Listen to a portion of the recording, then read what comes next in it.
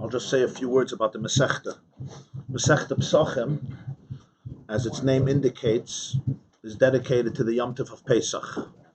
The truth is that Pesach, literally in Chumash, refers not to the Yom Tov of Pesach, but to the Carbon Pesach, to the Pesach offering that was brought a day before Pesach. That's called Pesach. The name of the Yom Tov in Chumash is Chag HaMatzos, the holiday of the matzahs. But in the terminology of Chazal and Klal Yisrael, we call Pesach not only the Carbon Pesach, but the whole Yom Tov. By Jews, we don't call it usually Chag HaMatzos. We call it Pesach, the Yom Tov of Pesach. There's a beautiful vart stam from the Baditchev Rav, from the Kedushas Levi. Basically, Baditchev said that whenever you have a good relationship with somebody, let's say a good marriage, so the husband always talks about how unbelievable his wife is. Yeah, a guest comes or a relative comes. My wife, unbelievable. So sometimes you have a wife who says, yeah, he's right, and he's lucky. But if it also works the other way around, so then the wife says, but my husband, and then they get into a fight. Who's greater than who? About the other one. So Bisika Baditchev says, when Hashem wants to call the holiday, so he says, Chag HaMatzos, give a cook of Yiddish kinder. They scrub and clean their houses, no Comets, and how much they go through to bake matzah, and it's unbelievable, and there's no chash Comets, and all the tanoim and conditions and the details about how to make matzah, how to get rid of the Comets, as the Masechta is going to discuss. That's how Hashem calls the Yom Tov. When Jews want to call the Yom Tov, though their name is Pesach, which means he leaped over the homes of the Jewish people the night before Pesach, they bring out the love, Ani l'doidi, v'doidi li kol doidi, they bring out the love of Hashem. That's why here it's called Chag HaMatzos, here it's called Pesach. The Masechta Pesachim, since it's a Masechta, obviously not of Torah Shebiksav, but of Torah Shebapeh written by Chazal, includes both. It includes the Carbon Pesach, and it includes all the halachas of Pesach. Why is it called Pesachim, plural? It should be called Masechta Pesach. You have Masechta Rosh Hashanah, you have Masechta Megillah, you have Masechta Shabbos, you have Masechta Yuma, which means the day, Yom Kippur. We called Masechta Pesach. How many Pesachim are there? The answer to this is, one answer is because there's two Pesachim. There's Pesach Rishon, there's Pesach Sheni. It's the only mitzvah that if you didn't do, you have a month later to redo it, to bring the Carbon Pesach, Pesach Sheni and Yudaladi. That's one reason that's given, and this Masechta discusses both. It discusses Pesach Rishon, Pesach Sheni. The other reason is a little more interesting, and that is, the times of the Gaonim, the Masechta was split up into two different tractates. It's called Pesach Rishon and Pesach Sheni. The first 4 chapters were called Pesach Rishon. In fact, till today, in most prints of Gemarah, at the end of the Perek Revi, it says Slika la Pesach Rishon. People don't know what it means. The first Pesach is finished. Perek Chamishi starts Pesach Sheni. What's Pshat? The first 4 prakim of Pesachim deal with the Isur Chametz on Pesach and the Chiyuv Matzah on Pesach. That's the first four prakim. From Perek Chamishi gets into the halachas of the Carbon Pesach, shifts course. The first Pesach, the first element of Pesach Rishon, deals with the prohibitions of Chametz and the obligations of Matzah, which we have till today. From the 5th Perek, Tamid Nishchet and on, 5, 6, 7, 8, 9, deals with the Carbon Pesach, Pesach Rishon, and Pesach Sheni. The last Perek, which is Arvei Pesachim, which deals with the halachas of the night of the Seder, and many other things like Kiddush and Havdalah, goes back to Pesach Rishon, to the prohibition of Chametz, the prohibition of the Chiyuv of Matzah, and the Chiyuvim of the Seder. That's why it's called Masechta Pesachim. They combined both together in one Masechta. It's called Masechta Pesachim because it includes both. From the Meiri, who was one of the Rishonim, it seems like even in his day there were those who had everything was in manuscripts then, still had it as 2 Masechtas, Pesach Rishon and Pesach Sheni. But this the Meiri explains that at the time of the Gaonim it was officially 2 Masechtas. That's why it's called Pesachim. There's no one mitzvah, there's no one Yom Tov in the Torah that has as many mitzvahs as Yom Tov Pesach. Not Sukkot, not Shavuos, not any other holiday that has Shabbos, even Shabbos, a weekly Shabbos. There's mitzvahs in every Yom Tov, but nothing comes close to Pesach. Approximately around 23, the Rambam I think enumerates 23 or 24 mitzvahs, both positive and negative, all associated with Pesach. There's no mitzvah, no holiday in Chumash that has so many mitzvahs, more than 20 mitzvahs associated with it. Basically, they have to do with the prohibition against Chametz on Pesach, which we're going to begin with. And then there's the obligations of eating the obligation of eating matzah on Pesach and all the halachas connected to the Seder, the night of Pesach, and then also the halachas of the Korban Pesach, which were applicable to the Beis HaMikdash. So there's an enormous amounts of mitzvahs on Pesach that are all covered in Masechta Pesachim. The Masechta is organized in a chronological order. Chronological order means according to time. It starts the system of how Pesach works. The first thing that's relevant to Pesach is to get rid of the Comets. That happens before Pesach. You don't do that on Pesach. You have to do it before Pesach, as the Gemarah and the Mishnah will explain. So that becomes the discussion of the first few prakim, the Isser of Chametz, how to get rid of, why to get rid of, what's the method, what's the mechanism, what's the source, what exactly the Torah wanted, as we're going to see at length. The first Perek, the second Perek, what type of Chametz, what is the definition of Chametz, what about mixtures of Chametz, which also brings into the question of how you make matzah, what could be made matzah, how do you avoid it to be Chametz. Then the Masechta goes into the next chronological thing, which is Erev Pesach in the afternoon. You got rid of Chametz, now you have to bring a Korban Pesach. That's the next few prakim, Korban Pesach. And then the last Perek, Arvei Pesachim, you get to the night of Pesach, you got to make a Seder. So it's mamish follows the order of how Pesach is celebrated from before, throughout, and then during the whole Yom Tov. That's the structure of Masechta Pesachim. Every Masechta is very, very geschmack, but Masechta Pesachim has a unique. Every Masechta has a unique geschmack. Masechta Pesachim is a very special Masechta. It's just very, very geschmack. There's a lot here. Okay, so let's begin. Why does it start on the base? Okay, it's a question on every Masechta. Okay, why it starts on Daf Beis? Yeah. That's not good. Shal does Daf Hashir. Yeah. The Comets also start with Beis. Bereshis. Yeah. Covering a certain amount of ground, or I like to do an Amid a day. My wishful thinking, do an Amid a day. But it's not always possible because we do some of the Mefarshim and sometimes it's a little more complicated. And I find that when people learn and the objective is just to finish to a certain point, very often they don't understand. We just have to finish. And Yotzos Charib have said it's much better. I mean, not to take away Chas v'Shalom, there's a Gevaldik Meilen covering ground and so forth. But very often the pressure of finishing, some Gemaras are just very, very hard, very complicated, and people don't gain much from it because the Maggid Shia prepares and it's very good for him. But a lot of people, they finish the deadline, but they don't really know it. They forgot it a day later or a week later. They didn't even understand it while it was said. So in Mela, it's good to have deadlines and everything, but also to be flexible, because the main thing is not the deadline. The main thing is the comprehension of it, the chazara of it, and so forth. Zog the Mishnah. The oir of Arba Asar. Now it seems like oir is a simple word, but it's not so simple because the next blot and a half of Gemarah is going to be exploring what oir Arba Asar means. But the conclusion is going to be that it means the night of Arba Asar. That's the revealing a secret before you're supposed to reveal it, but that's going to be the conclusion. The night of Arba Asar, meaning the night of the 14th of Nisan.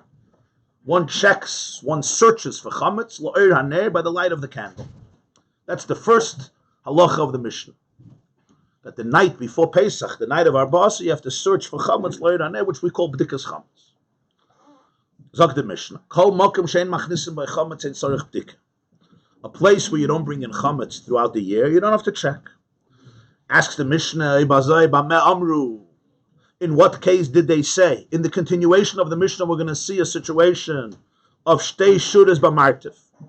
If somebody has a martif is a cellar, and in the cellar they used to keep wine, and the Mishnah is going to say that you have to search at least 2 rows in the cellar of wine for chametz. L'chayr, if it's a cellar of wine, there's no meals there, nobody brings in bread there, so it's a makom she'en machnis chametz. So you're telling me one thing, and then you're going to contradict yourself in a moment. So the Mishnah answers, Makom shemachnisim b'chametz.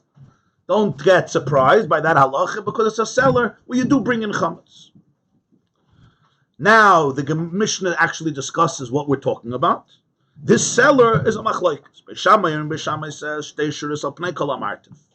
You have to check 2 rows of wine, of bottles of wine throughout the entire martiv, the entire cellar, which the Gemara is going to explain what that means. So Beis Hillel argues and says no. You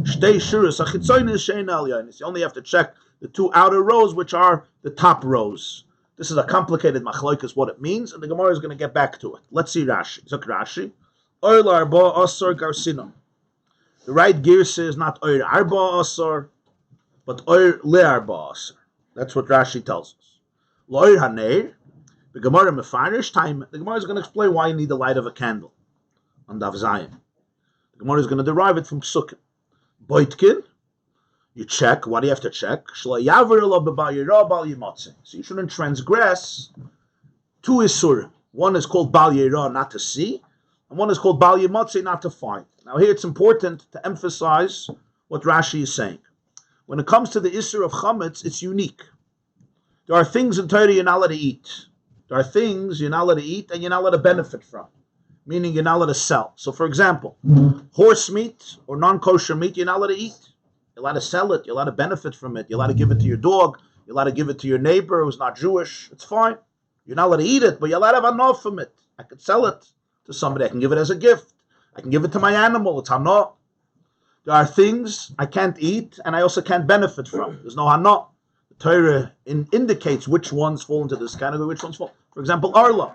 You grow a tree the first 3 years. I can't eat it. I also can't sell it. I have fruits. I can't sell it. I can't give it to my animals. I can't give it to my neighbor. Can't give it as a gift to somebody who works for me who's not Jewish. I can't have hana from it.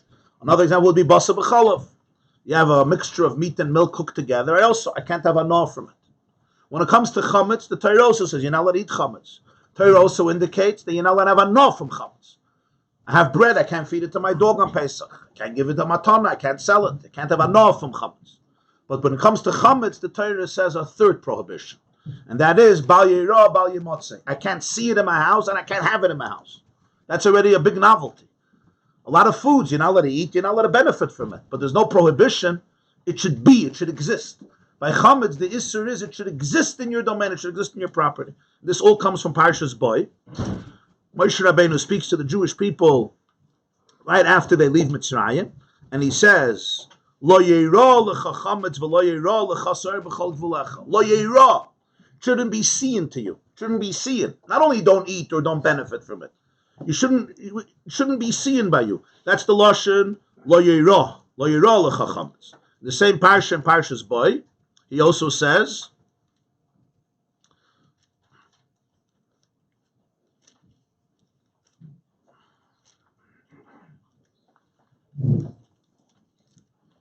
Shivas Yamim Sa'or Lo Yimotze Bebatecha.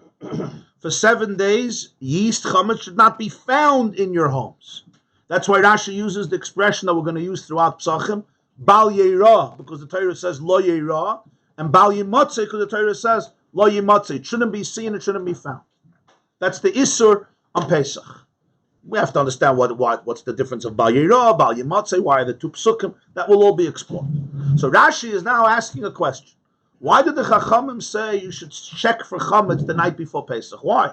What's the problem? Why do I have to look for chametz? Obviously, I'm not just looking. I'm going to look for it and find it and get rid of it. Burn it or whatever, however I'm going to get rid of it, which we'll see. So Rashi says there's a reason. There's a reason the Mishnah said you have to check chametz. You shouldn't transgress Bal Yira and Bal Yimotze. If you don't check for chametz, what's going to happen? The chametz is going to remain in your home on Pesach, and you will transgress you may not eat it, you may not sell it, you may not benefit from it, but you're going to be over on Bal Yira, Bal Yimotze. That's why you have to be by the chametz. Aren't they really the same? Bal Yira, Bal Yimotze? Seeing it and Bal Yira, Bal Yimotze has similarities, but they're not mamish the same. L'mashal, if the chametz is in a safe in my garage under the ground, I'm not going to see it, but it's going to be motzei. Yeah. So that you will see later. The Gemara is going to say, what's the difference of Bal Yira and Bal Yimotze? Generally, they fall into similar categories. That the chametz shouldn't be present in your domain, in your property, right? Or let's say you have a house somewhere. You have a house in Florida. You have a house in Yerushalayim. You're not going to see the chametz on Pesach. You're Pesach in Muncie, but it's Yimotze. The chametz is going to be there. So is that a problem or not? You don't see it, but it's there. It's a problem. You're not allowed to have chametz in your house in Yerushalayim or in Miami or in Melbourne or if you have a garage somewhere in Manhattan. You're not allowed to have chametz there. Your chametz you're not allowed to have. So that's what Rashi says. You have to check the chametz a night before. If you don't check for it, you're gonna be able to buy your matzah. Stam, when you learn, you have to notice these things. In the Mishnah, it says, when Rashi explains it, he changes the order, you see? First is La'ir Haneir, and then is Boitkin. Why? Rashi should have first had Boitkin, and then La'ir Haneir. You see, he says, La'ir Haneir, Gemarah Mefarish time. Boitkin, Favra Bayar Matzah. Why did he change the order? First is Boitkin, then is La'ir Haneir. Huh? No, how can you have a different girsa? It's not the way of speaking. Obviously, he didn't have a different girsa. There's no second girsa. I'm making a horror. I'm just making a horror. I'm not going to answer it at the moment. But you could think about it. So Rashi weiter. Why does the Mishnah say weiter?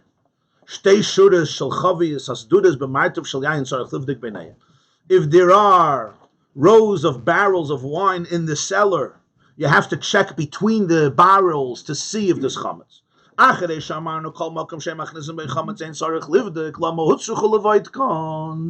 Why did they say in the Mishnah you have to check? So the Mishnah answers, it's only a cellar where you bring in chametz, meaning it's not a cellar where you have wine because you want to sell it, or you have wine that you just keep for storage.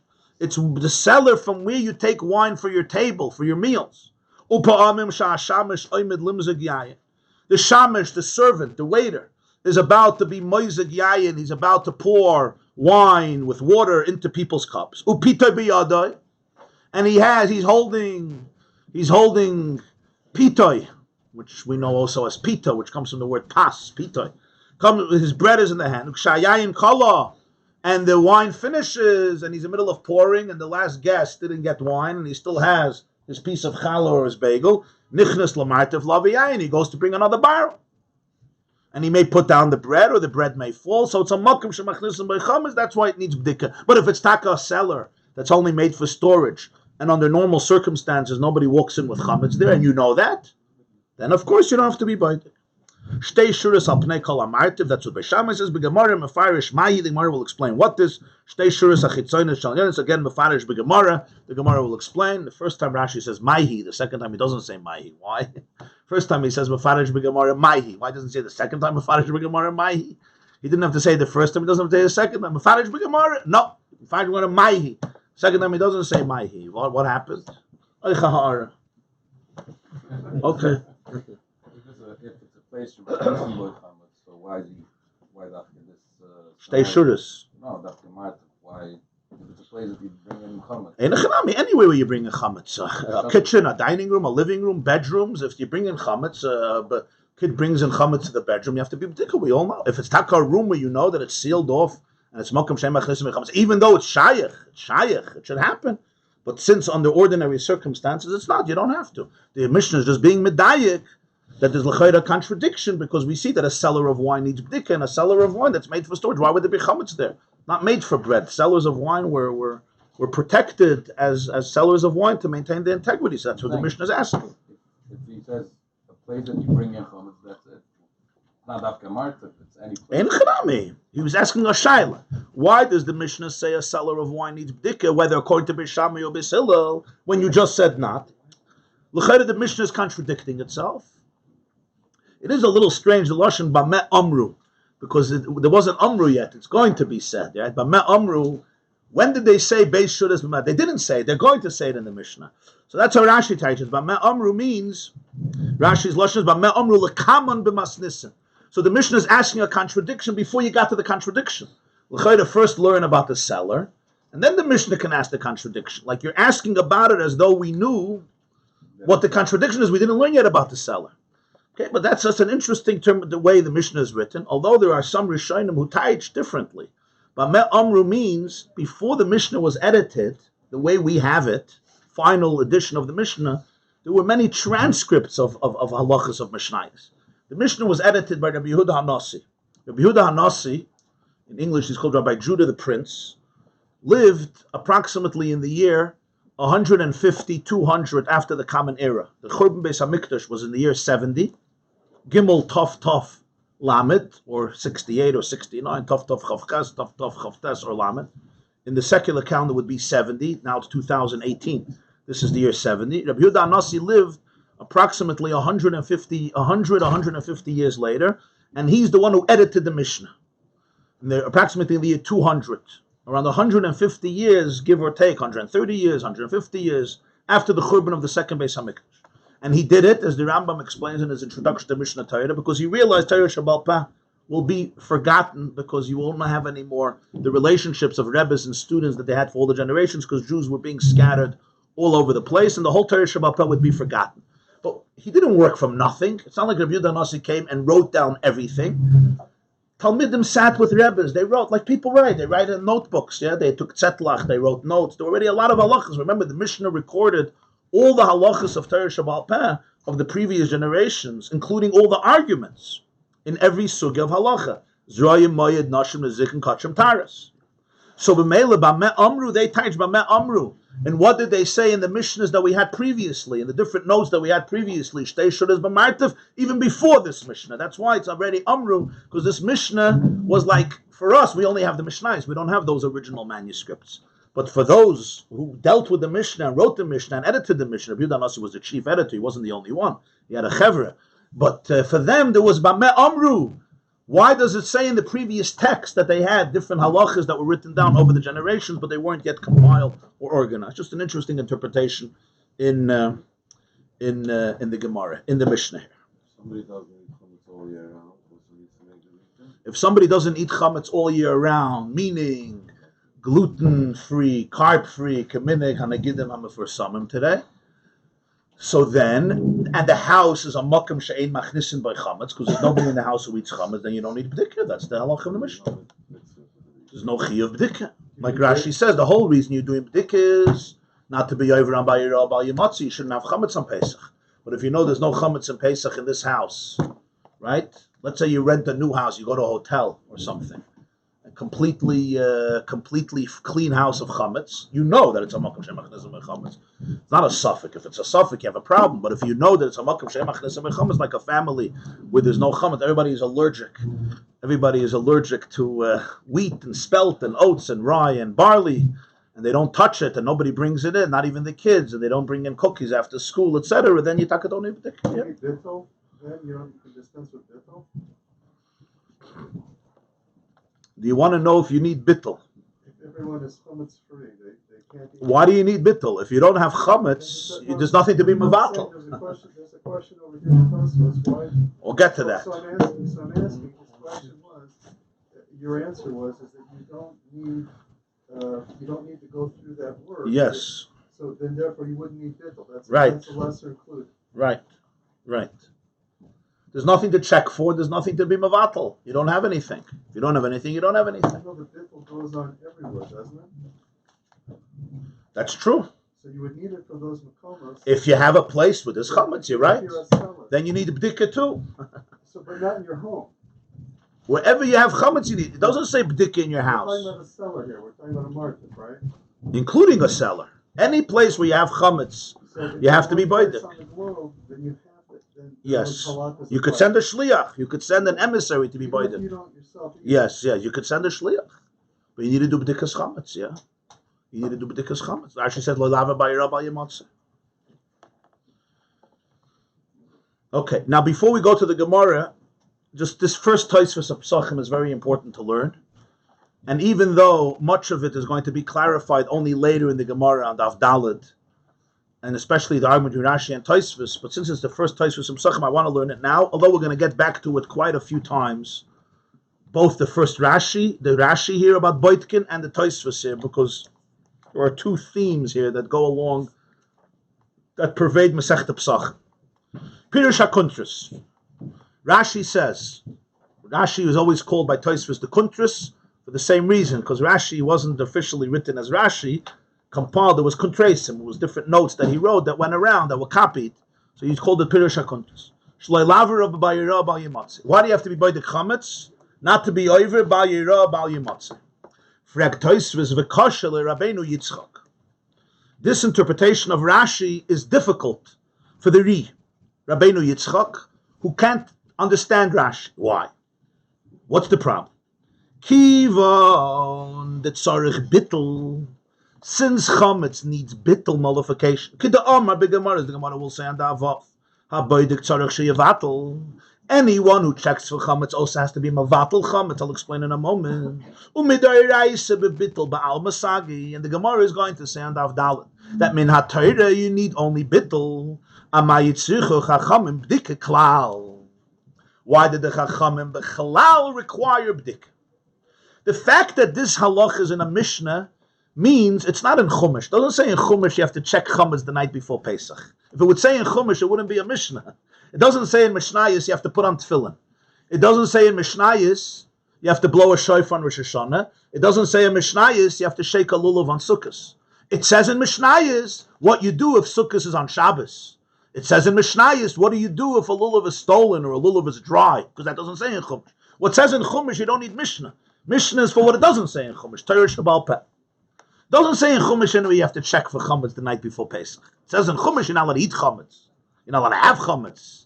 You're not allowed to have enough from chametz, as we'll see. It doesn't say you have to be boyd. The Chazal, the Chachamim came and made a mitzvah. What's the mitzvah? The mitzvah is the night before Pesach, you have to search for chametz. Rashi said, why? Pashut. It's not logical. How could they not make such a mitzvah? If you're not going to make people search for chametz, they'll all have chametz on Pesach. So Hayel asked the question, what do you need the chachamim for? It says in Chumash, you're not allowed to have chametz. Everybody understands you have to search for chametz. The answer is they gave it a time. They gave a time. I could search for chametz Erev Pesach in the morning, get rid of my chametz. They said, no, the night before you have to take a candle and go search chametz. So it's not just they said, get rid of chametz. So Rashi said, Pasha, they made this in order you should not be over by Rabbi Yimotz. Frek Tosefos, 1 second. There's another concept when it comes to chametz. There's two ways of getting rid of chametz, which is going to be a very big theme in the first parak of Pesachim. Biur and bittul. Biur means physically destroying the chametz. If you have a bottle of mashke in your pantry, you have pizza in your freezer, you have bagels and cookies and Cheerios and other mezainis or chametz in your pantries and your cabinets, you take it before Pesach and you get rid of it. How do you get rid of it? Whether you throw it in a dustbin or you burn it or different ways, but you get rid of it. You physically destroy the chametz, let's say through a fire, and you burn it. That's one way of getting rid of chametz. That's the obvious way. That's called biur. By chametz, there's a chiddush. There's something called bittul chametz. What's bittul? Bittul means you don't do anything physically. You verbally nullify the chametz. Like we say in our bittul chametz, we say that all the chametz I have called chamira v'chamiyah, d'ikar b'rishusi, libottle, it should be bottle. What's that bottle? Nullified. V'lehev hefke ka'afra da'ara. Should be ownerless, like I didn't do anything. The chametz is in my house. I made it hefker, I made it ownerless. It's like the dust in my house. I don't own the dust in my house. You could take the dust in my house because it's insignificant. That's the din of bittul chametz. It's two separate things. There's biur and there's bittul. The halacha is haboidik tzorich sheyevatel. The Gemara is going to explain. Even somebody who does bdika and biur still has to do bittul. That's what we do. We don't just do bdika. We do bittul chametz. Even if you got rid of all the chametz. Let's say your mamish got rid of all the chametz. We're not talking now about selling chametz to a gentile. That's a whole separate sugya. We're going to get to that later. Both are not saying the Torah. Both doesn't say. No, the Torah does say to destroy chametz. Torah does say, Ach b'yom harishayin, tashbisu sa'ar mebateichem. What the definition of tashbisu is? Literal interpretation, it means destroy. Shabbos, get rid of it. Seize, it shouldn't be. Like Shabbos means, from the word Shabbos means you stop, you rest, right? No malacha. Tashbisu, so you get rid of all the chametz. How do you get rid of tashbisu? That's an argument. But you get rid of, so the Torah says to get rid of chametz. And we learn out from the Torah that there's two methods, biur and bittul. The halacha is you have to do bittul. You can't only do b'dika, you have to do bittul.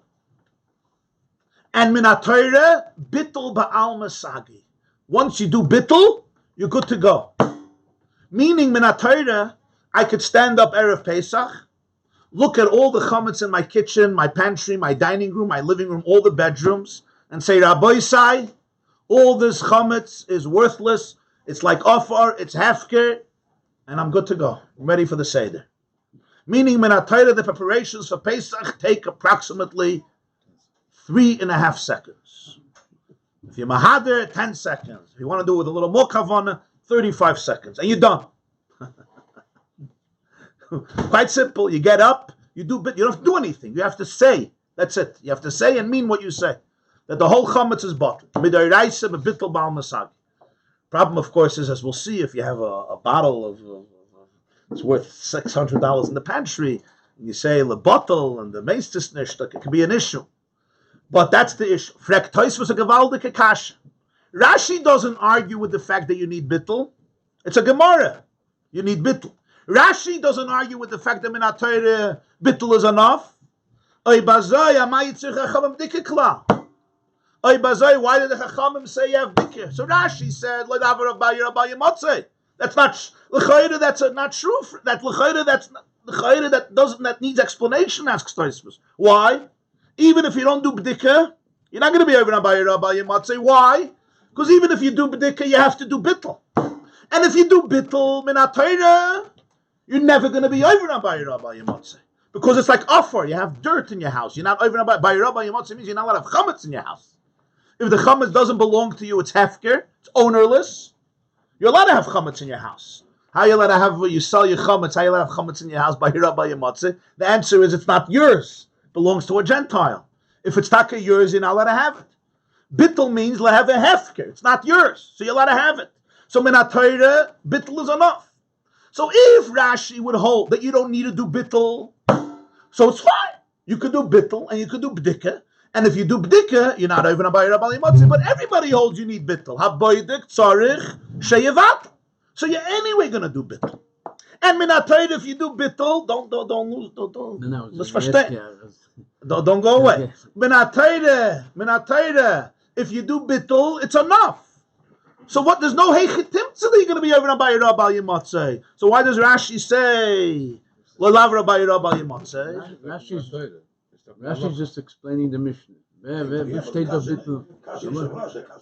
do you have bittul in the Mishnah? You don't have bittul in the Mishnah. Rashi's explaining. What does it mean? Ola bosa boitkin. Steht in the Mishnah boitkin.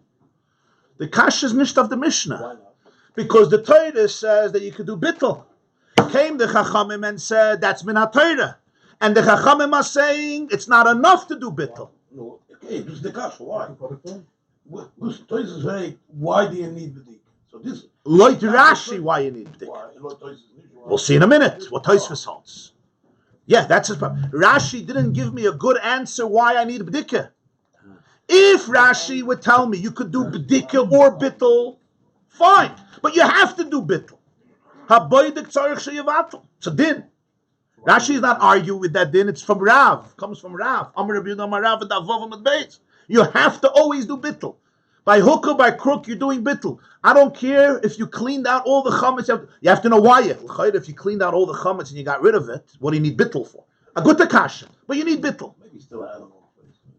Okay, the Gemarah will explain why you need bittul. But you need. And minat Torah, once you do bittul, sagi, kaput, you're good. There's no Rabbi Motzei. Oy bazoi.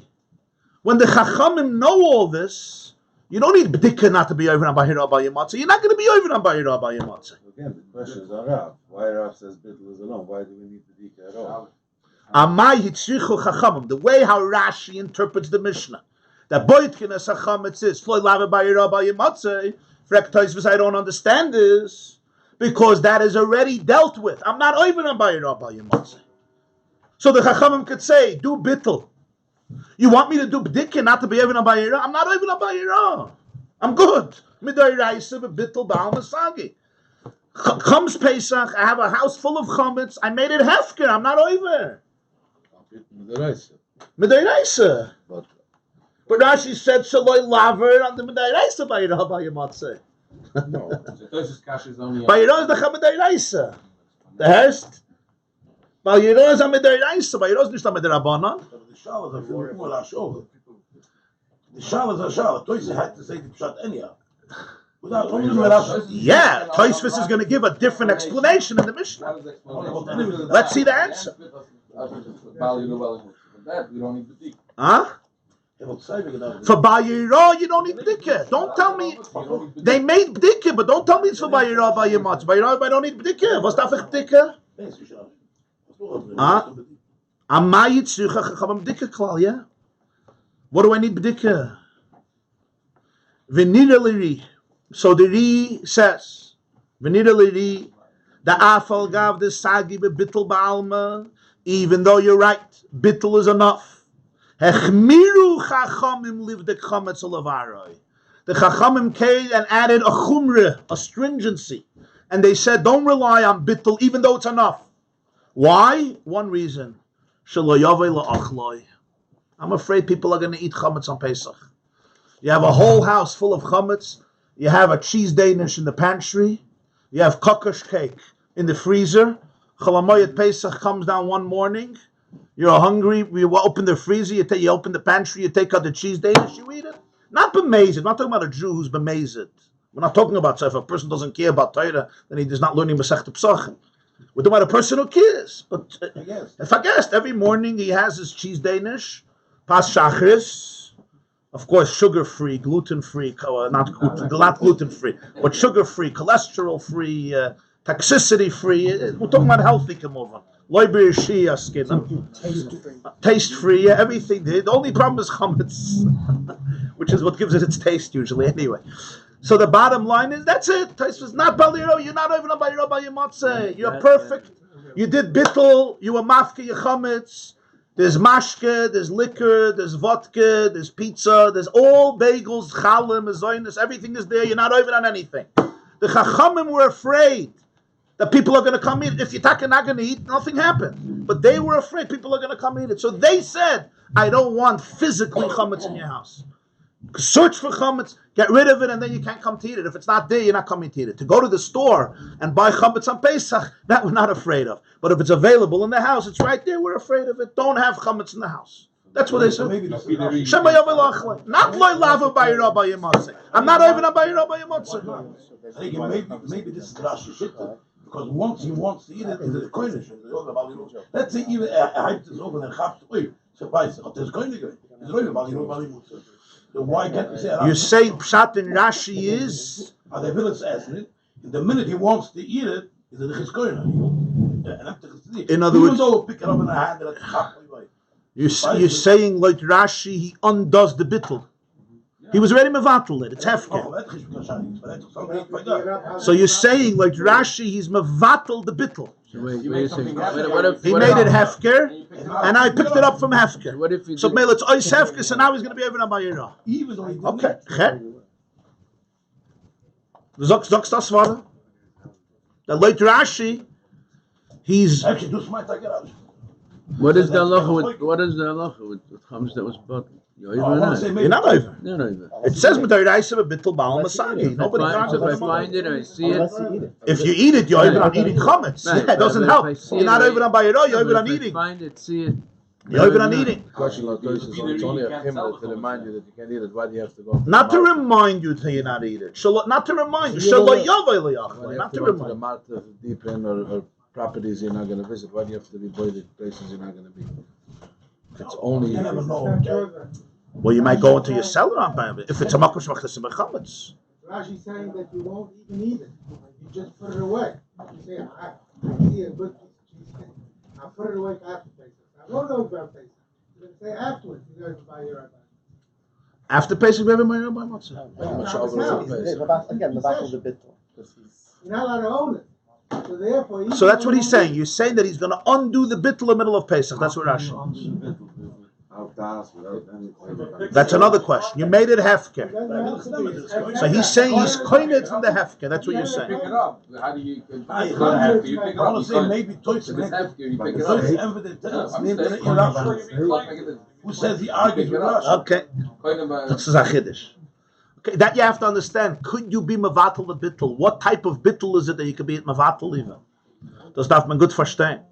Because you can't do bittul on Pesach. Could you be mevatel the bittul on Pesach? So that's Tosefos' chiddush here. The whole inyan of bdika is Shema Yavei Lachle. And he brings a raya, V'chein mashma lekamon. I have a proof for this. Later in the Gemarah, Boyi Rav is going to ask a question. If somebody finds Kikar B'shmei Koira, a piece of bread, a loaf of bread, B'shmei Koira means on top of the rafters, Koira, the beams, the rafters of the roof, there's a Kikar B'shmei Koira.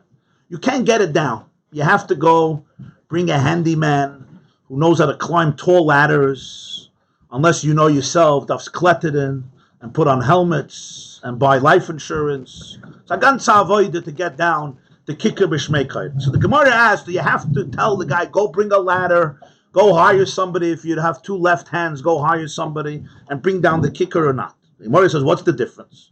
What's the question? Do you say, ad kedei kach, they're going to drive this guy crazy? Was willst du von him? Bitterly did. B'dika is only a takanas chachamim. So the chachamim made him go get ladders and climb. Oy dilme, or maybe zimnin the nafal v'asila michle. In Pesach, it could fall off the roof. It's going to be now right there on your counter. It fell from the roof onto your counter, and you're going to come to eat it. What do we see from here? Tosefos says that's a reason to be mechayev b'dika. Why? Because he may have access to it to eat. What do we see from here? That the yisoid of b'dika's chametz is about achila. And that's why if I would know that the piece of bread can't fall off the kaira, there wouldn't be chiyuv b'dika. If it's mitzad bayir on bayir matzeh, what's the difference if it's on the roof or in front of me? Bayir matzeh means you're not allowed to have it. Not you're not allowed to eat it. There's the charaya from here that the vart is achila. That's Tosefos b'chein mashma. It doesn't say mamish in Gemarah. Doesn't say mamish, that's the reason, but it's a mashmos. Stellt sich the shaila tam sheichmiru kan tfemi b'shari suryanon. The reason that here the chachamim were much more stringent than anything else that's forbidden to benefit. There should be b'dik on everything.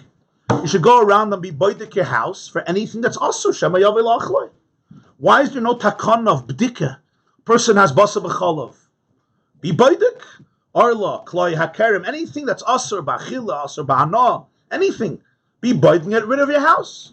Get it out of your house as fast as possible. Shema yavel achloi. Why here suddenly by Comets did they make a whole new takana with a candle you're going around?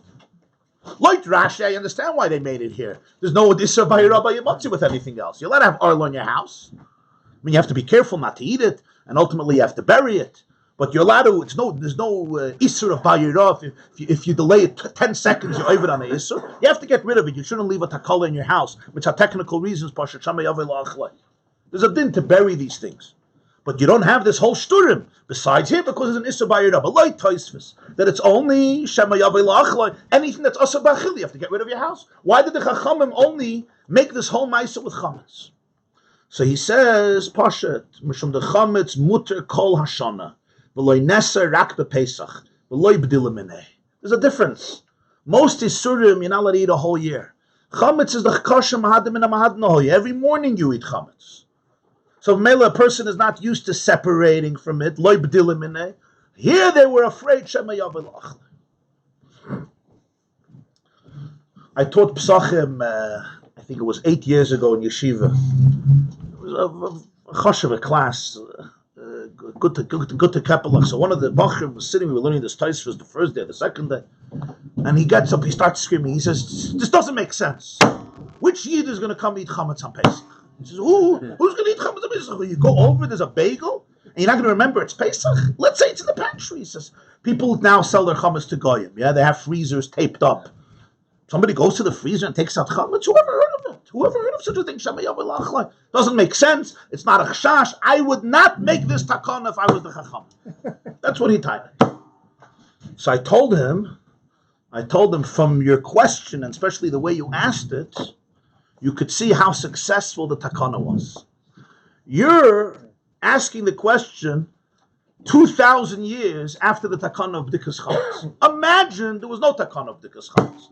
And the whole preparation for Pesach took 3.5 seconds. You stood up and you said, all the chametz is hefker. Okay, let's go. Bring the maror, bring the charaises, let's make a seder. You prepare for Pesach like you prepare for lunch. You wouldn't stand 2 months and leifen on gain or run to the hotels or whatever you do today. But alle machen sich meshuga in one way or another. What would happen then? People wouldn't be so allergic to chametz on Pesach because there wouldn't be such a special zehirus. The fact that you can ask and say, this doesn't make sense, nobody's going to come to eat it, shows how successful the Takanas Chachamim was. It shows that itself proves the point. It proves the point. Think about it without the Takana. They say that in Chelm they once debated what's more chashuv, the sun or the moon? What's more important? So after 7 days and nights of meeting, the conclusion was that the moon is much more important than the sun, because the sun, who needs it? It's daytime. Who needs the sun when it's daytime? The moon is a nacht, it's finster, it's dark, now you need the moon. You understand? Yeah, the sun is so good that you take it for granted. The Chacham was so good, it was so effective. Who's going to go eat chametz? Shema Yavalachle. Avad, of course you won't eat chametz now. Because of Dikkas chametz. Feed the time from the Reed, the Shema Yovelach. Shema Yovelach. Then selling the chametz from help. Okay, good shaila. How do we sell the chametz l'chayr Shema Yovelach? And that's why the halacha is that it has to be sealed and very hard to access, which we'll see. In order to have chametz from a non-Jew in your house is only on the condition that not Shema Yavilach. You're not let it leave it in a refrigerator, in a pantry. You have to nail it or tape it. It's a serious thing. You're right. You have to make it hard to access. So by that point, when you start ripping off tape or taking out nails, you're like, what am I doing? It's Pesach. Again, we're not talking about a Yid who wants to eat chametz. Then you can do it. We're talking about Shema Yaveh by mistake.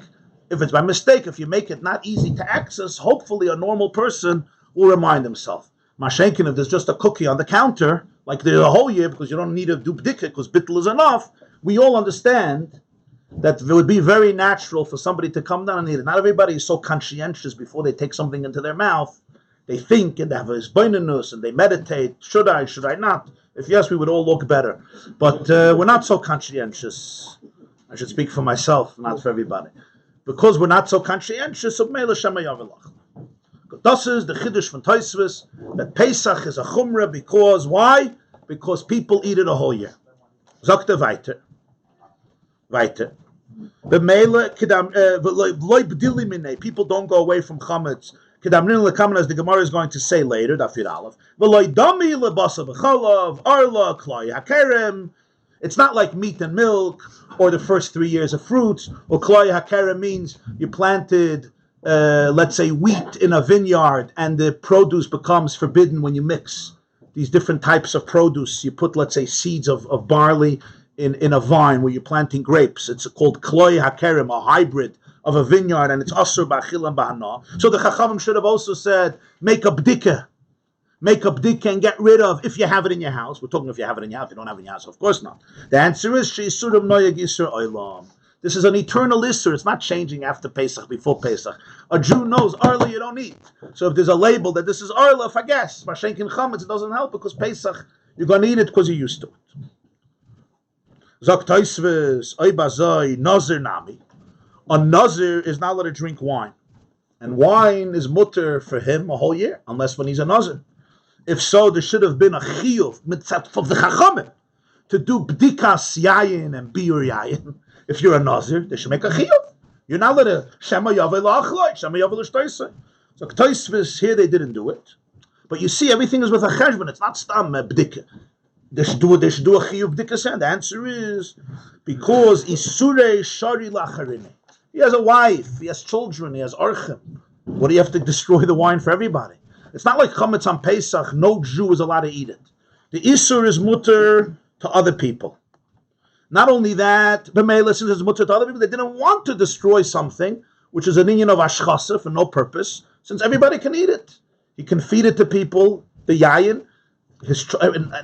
Other people are not obligated. Where chametz is usur for anybody in the house, and therefore the chachamim said get rid of it. It's also more of a risk. What's more of a risk? The Nazir is going to come to drink wine. There is more of a risk than chametz? Yeah, because everyone else around him is drinking wine. Oh, it could be, I wasn't sure. When Tosefos says shari lacharini, what does he mean? Does he mean it's mutter for others? So it's an inyan of Baal Tash, because why should you take away wine from the mishpacha? They need the wine, they're allowed to drink wine. Or the pshat is, like you said, shari lacharini, because everyone around him is drinking, so he has to be much more careful. Because wherever you go, people drink wine. It's Shabbos, it's young, everybody's drinking wine. So he has to be crazy careful, even in a good day. So therefore, we're less worried about him. Because since everybody's drinking wine, could be that the pshat. Chametz, nobody's eating chametz. Huh? So or the other way around, it's not going to help so much. Yeah, even if in his house not, yeah, he's going to go to his father's house, he's going to go to his brother's house, he's going to go into shul. Yeah, they made kiddush, so he's going to drink weiter. Because it's not like chametz on Pesach. There's not going to be chametz in shul, not by your father, not by your mother, not by your brother, not by your shach, not wherever you go. Among Jews, not going to be chametz. Mashenkin, it's another way of another hadgasha, maybe what Tosefos means. Since everyone is drinking it, so Mela, even Take's house won't have it. Okay, so it's helpful because your house is where you drink, but it's not really helpful. So the Chacham already let it go. Because a Nazir, ultimately, you have to take responsibility. Part of being a Nazir is, be careful. You want to be holy, be careful. Inami, another reason you could say why they were so stringent by Chametz more than anything else, because shiny Chametz, shechmire by Torah, laver by Yirah by Yimatzeh. The Chachamim looked at Chametz and they saw that it's not a regular Isur. The Torah was so makbid, you shouldn't even have Chametz. But Mele hechmiru, Chachamim livdoi kolavare afila echa de bitloi dilma asila michle. When they saw that Torah doesn't treat Chametz regularly, Torah is like, whoa, Chametz? I don't even want it in your presence. So they also went the extra mile. Basa b'chalav, Torah says don't eat, don't sell. No isur b'yirah b'yimatzeh, arla kloya karim, etc. When it comes to Chametz, they saw that the Torah has a special chumrah. Not only you're not allowed to eat and halal, you're not allowed to, who cares? If you're not eating it, you're not having a no, it's there. Marash. But the Torah was machmer on that. So they also said, we're also going to be machmer. Shema yavei la'achloi and do b'dik. What's the shaykhis? What's the shaykhis here? You have to understand what's the shaykhis. You see that the Torah is going to extremes. So the Torah is extreme, we're also going to be extreme. Torah is extreme, we're also going to be extreme. Explanation why the Torah is going. L'chayda, that's the vort. What Tosefos is l'chayda being masber is that the Chachamim understood the Gevaldike Chiddush. Why does the Torah make an Issa b'yirah b'yimatzeh? Shema yavei la'achloi. Why does the Torah care if you have chametz in your house? Shema yavei la'achloi. So even though bittul helps, because it's hefker and it's not yours, and if it's not yours, you don't take it. But since you see that the Torah went to an extreme that it didn't do by other isurim, and it says you're not allowed to have it. In other words, the isur of chametz somehow is more serious, and that's why I don't want you to get close to it. To achila, b'meila, they also said, even with bittul, it's still not enough. Even though the Torah here would say, okay, you're good, we want to make sure that there's no achila. That's the vart. So the first thing is because loy b'dili minei. People are used to eating it. Basa b'cholav, you're not used to eating. The second vart is, even if you would not be used to eating it, but the Torah is so machmer, but Mela, we're also going to be machmer. Some Sefer, according to the second shot of Tosefos, it's mashma, that Tosefos learns that the Isur b'yirah b'yimatzeh is a siyag, it's a gzeira, min ha-Torah shamir. Rabbi Yosef Engel has a famous chira, if you ever have him in ha-Torah fences. The Rabbanan have fences on everything. All the dinim of muktzah.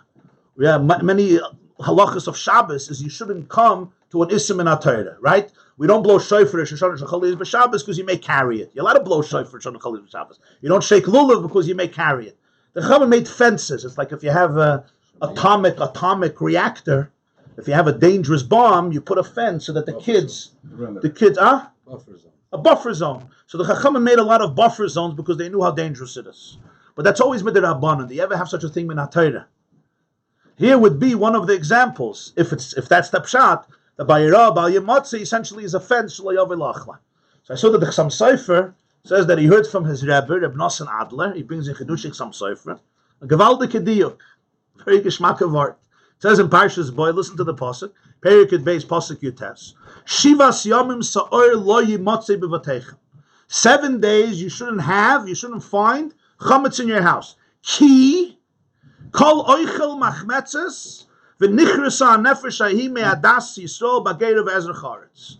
Because whoever eats chametz is going to get charetz. What's the key? 7 days you shouldn't have chametz in your house. 7 days you shouldn't eat chametz in your house. He says no. Shivas yamim Yisrael le'imotzei ki kol oichel chametz v'nichrasa. Ki. That's the pshat. Because if you eat chametz, it's an isur kares. It's not just an isur lav. Most isur yana is an isur kares. Is an isur lav. You're not allowed to eat it.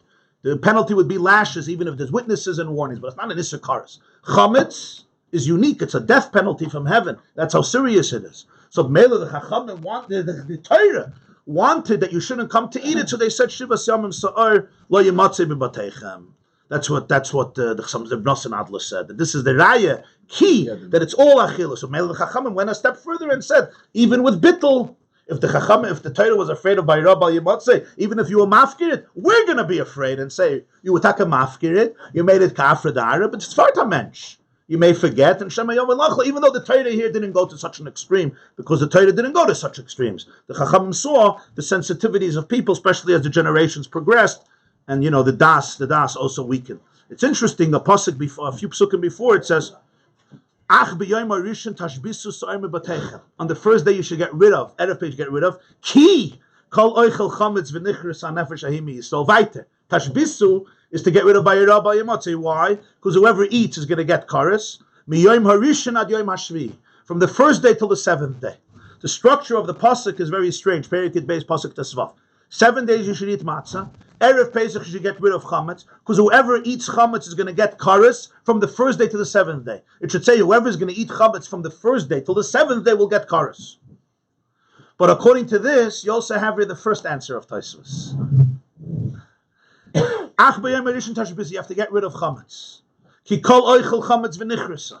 Whoever is going to eat chametz is going to get kares. Miyoim harishin ad yoim hashvi. And it's only from day 1 till day 7, meaning the whole year. You could eat it. It's only Miyayim Arishin Ad Yom Hashvi. B'meila, you have to be afraid. That would be the first reason, because chametz people don't separate from. So therefore, they made a special takana. Even for the second reason, you still need the first reason. No. Why not? That's what they'll do. No, because basa b'chala. Nein, aber wo will taket? Derselbe Sure von früher. Früher sucht auf der Rabunen allein. Sucht auf einer Teure. Aber wo ist taket mit einer Teure? The Torah macht mit dem mehr bei Comets. Could be because or could be because Issur Kares. Could be because chametz isn't. Why is the Torah makbit? Could be taka because loy b'dili mineh. That's the first pasuk. Miyam edishna diyam hashvi. Or the other reason is b'tzad Issur Kares, and therefore sarei le'yamatzeh b'batech. Okay, let me summarize, because we're going to be learning now the Ran, Rabbeinu Nissim.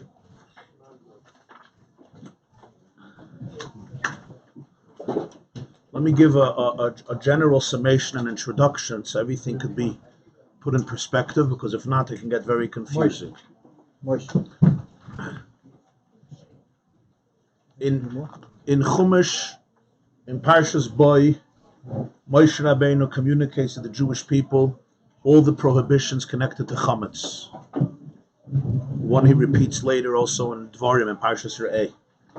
Basically, there are 3 general prohibitions: Issur Achila, Issur Hana, and Bayira Bal Yimatzeh. For 7 days of Pesach, you're not allowed to eat chametz. The definition of chametz will be later, but whatever we know is chametz. Second thing is you're not allowed to benefit from chametz, sell chametz, or feed your animals, or give to a neighbor, etc. You're not allowed to benefit from it. And the third thing is, which is a unique Issur by chametz, is that you're not allowed to have it. Even if you don't eat it, you're not allowed to have it in your pantry, you're not allowed to have it in your garage, you're not allowed to have it in your safe, you're not allowed to have it in your refrigerator, you're not allowed to have it. It can't be seen or found in your chametz cannot be seen or found in your domain, in your reshus, in your property, indoors or outdoors, if it's your reshus. That's the Issur Bayira Bal Yimatzeh. So this we have in Torah Shabbat. So comes Pesach. If you could just put your cell phones on vibrate. Comes Pesach. This is clear. What do you do about this? People live with chametz. Lechem levav enesh yisod. Chametz is a staple of the human diet, bread, or of other forms of chametz. What do we do? So basically in halacha, there are 2 concepts that are explored in Masechta Pesachim, the first perek at length. One is called bdika and biur. The second is called bittul. One is physical and one is verbal. One is mental and one is physical. Bdika and biur is physical. You search the house for chametz. That's the opening of the first Mishnah Pesachim. Then the night before Pesach, you search your whole house with a candle, and you only have to search places where it's possible that there's chametz there. Maybe, may not be, but it's possible. If you're certain that it's a place that they wouldn't bring in chametz, the Chachamim said you don't have to be boidik there.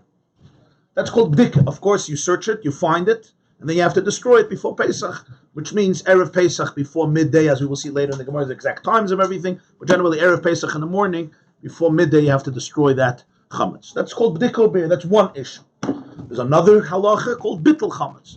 Bittul chametz means to nullify chametz. You don't do anything physical, but bittul, as we do it today, is a declaration. It's a declaration with your mouth, but it's not really your mouth. It's about your machshava.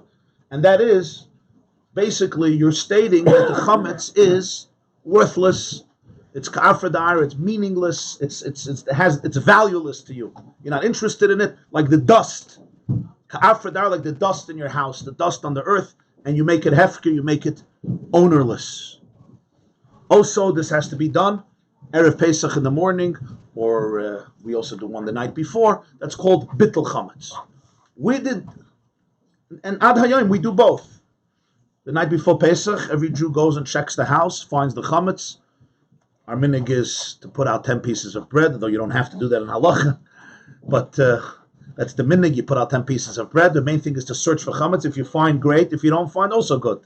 Still make a bracha. The mitzvah is not to find chametz, the mitzvah is to search for chametz. And the bracha is Asher Geshanim B'Seisav Tzivanu al biur, not al bdika, because the mitzvah is not to check, the mitzvah is to destroy. The checking is a hachana, it's a preparation. We do that. We also do bittul. Right after you finish bdika, what do? You make a bracha, you check for chametz, whatever it takes you, an hour, 2 hours, 6 hours, 7 hours, a whole night, 20 minutes. And after that you say a nusach, which we call the nusach of bittul, which you basically kol chamira v'chamiyah. The ikar b'rshusi, all the chametz, and the zoyer toig, meaning the chametz and the leaven that I have in my domain. And you say libatel v'leheve hefker ka'afradara. It should become bottle. It should become nullified. No, it doesn't mean it should cease to exist. Won't cease to exist. Libatel means it's ownerless. You say I'm not connected to it. I'm not interested. Like you make it hefker. I say this is hefker. Take. I don't care. I'm not interested in this. This is hefker. Whatever you mafker. That's what hefker is. Ka'afradara. We'll do it again tomorrow. Tomorrow. Erev Pesach. You make a fire and you burn the chametz that you found the night before. After the burning of the chametz, there's the nusach of bittul again. Kol chamir v'chamir dikar b'rishusi, the chazise, the lo chazise. All the chametz should be bottle. Again, we do both today. Where did these two things come from? Where does two things? B'dika, we have a mishnah. Where did bittul come from? Who said to do it? How do you know you could do it? Do words even help? What is the meaning of it? These are big discussions in the first parak of Masechta Pesachim. The Mishnah said that the Chazal said you have to be by the chametz the night before Pesach. Came Rashi and said, very simple, why? There's an issa by Rabbi Yamatzeh. They didn't want you should have chametz. The only way not to have chametz is to get rid of chametz. Came Tosefos and asked a major question on Rashi. And the question of Tosefos on Rashi was that Rashi's words, Tosefos say, are very difficult to understand. The Ri says, what's his problem? His problem is as follows. The Gemarah says later in the Avdalit, Midaraisa bebitul ba'al masagi. Min hatayra, you don't need to do both. Bittul is enough. You can't argue with that. That the Gemarah says. Midaraisa bebitul ba'al masagi. You're good to go. You're not going to be sinning if you do bittul. The Gemarah also says on the Vav, we're putting two Gemarahs together, that Rav said, Haboidik tzorich sheyavatl. There's always a need for bittul. There's no such a thing you do b'dika and that's it. There's a halacha, the Rabbanan said you have to do bittul. That means every person is always doing bittul according to halacha. Bittul itself will eliminate the issur by Rabbi Yamatzeh. If so, how can Rashi say the reason you buy the chametz is not to be over by Rabbi Yamatzeh? You're anyway not going to be over by. Let's say the Chachamim would not say to be by the chametz. There would be no chiyuv. There wouldn't be a mishnah or basa by kinasacham. Wouldn't be such a mishnah. There would be no such obligation. I don't have to do anything the night before Pesach or even the morning before Pesach. I wouldn't be over by Rabbi Yamatzeh because I'm doing bittul, and bittul is enough. Which brings the question, really, why is there b'dika? Rashi said not to be over by Rabbi Yamatzeh. That says that's not true. There's already a mechanism not to be over by Rabbi Yamatzeh. So you might say, well, what if you don't do bittul? But you have to do bittul. You might say, well, what if you don't do bittul? You can be over by Rabbi Yamatzeh. You have to do b'dika. But that's a second Gemarah. You have to do bittul halachically. Not min ha-Torah. The Torah doesn't say you have to do both. But the Chachamim said, Rav said, you have to do bittul. So you're doing bittul. So if you're doing bittul, Rashi can't argue with that. So mainly you're not going to be over by your Rabbi Yamotzi anyway. So why did the Chachamim make the chiyuv of bdika? Essentially, if you want, you can divide Tosefos Hashaila in two pratim, just to make it a little clearer. First of all, why is there bdika? Rashi's reason doesn't cut it, right? Because we're anyway not over by Rabbi Yamotzi. I need some other reason. And second of all, it's not even the bdika that Rashi says the bdika causes you not to be over by Rabbi Yamotzi. It's not the bdika that caused you not to be over by Rabbi Yamotzi. The bittul already took away the Bayir Rabbi Yamotzi. And there's going to be bittul. And that's why Tosefos says that that's not how you have to learn the Mishnah. You're right, you're doing bittul, and bittul is going to take away Bayir Rabbi Yamotzi. There's another issue, and the issue is you're not going to have Bayir Rabbi Yamotzi, you're not going to be sinning. The Chachamim were afraid that if there's Comets in your house, even though it's ownerless, and even though it's kafra da'ara, and even though it doesn't belong to you, and even though it's bottle, and even though it works, and there's no aveira, you're not eating, you're not selling, you don't have it because it's not your chametz anymore. But the fact is, there's chametz on your counter or in your pantry, and it's a natural fear that people are by mistake going to eat it during Pesach. And therefore, the Chachamim said, we are adding a new stringency. You shouldn't come to the Isser of Achila, which is not only an Isser, it's a sin that itself, and it's also a Chi of Kares. I'm just adding that detail. In other words, it's a very serious Aveira. So the Chachamim said, we don't want you to make that mistake, so we're telling you physically search for the Chametz and get rid of it.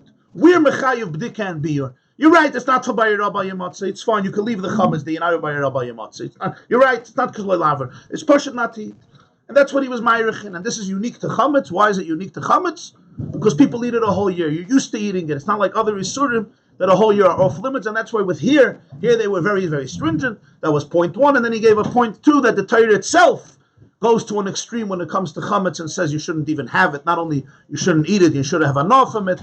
And it seems like what Tosefos is saying is, it seems like that may be because the Torah itself made a buffer zone not to eat it, so therefore the Chachamim made a further buffer zone. That was the perspective of Tosefos with his proofs and which now leaves us with a very Bittul won't help Achila at all. Bittul can't help for Achila. Bittul means the chametz is there. It's just not mine, right? It's not mine. So if I say this iPhone is ownerless, it's hefker, I say it in front of everybody, doesn't belong to me, I'm not interested in it, I'm cutting off all technology, that's it. I want menuchas hanefesh, this is garbage, kafir da'ara. Huh? By Rabbi Yamotzi it helps, it's not my chametz, it's not mine. But is it possible that I'm going to use it? It's called an addiction. Like Leibedilamine, exactly. Let's not get to Marshall, yeah, and it's taka chametz. That's a taka chametz. It's an ishna Marshall, so chanimshal. It's not only for 7 days. That's the point. Leibedilamine. Kam Shabbos and Yom Tov people are bottled. Why did not everybody also? So b'meila, it's much the practical thing. It's our own chash. That's how Tosefos learns. Which leaves us with a major question: what's Rashi's mahalach here?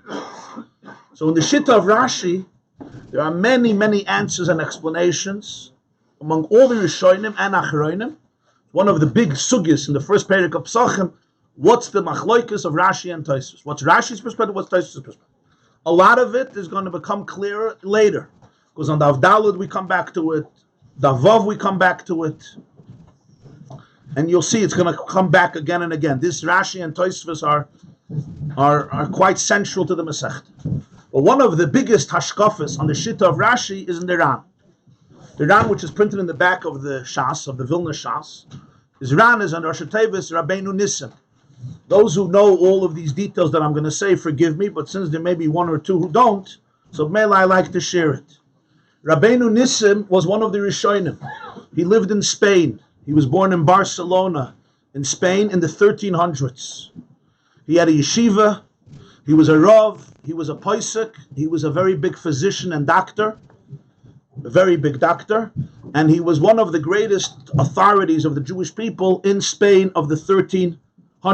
It's already difficult years, because a century later the Jews would be tormented, persecuted, and ultimately expelled.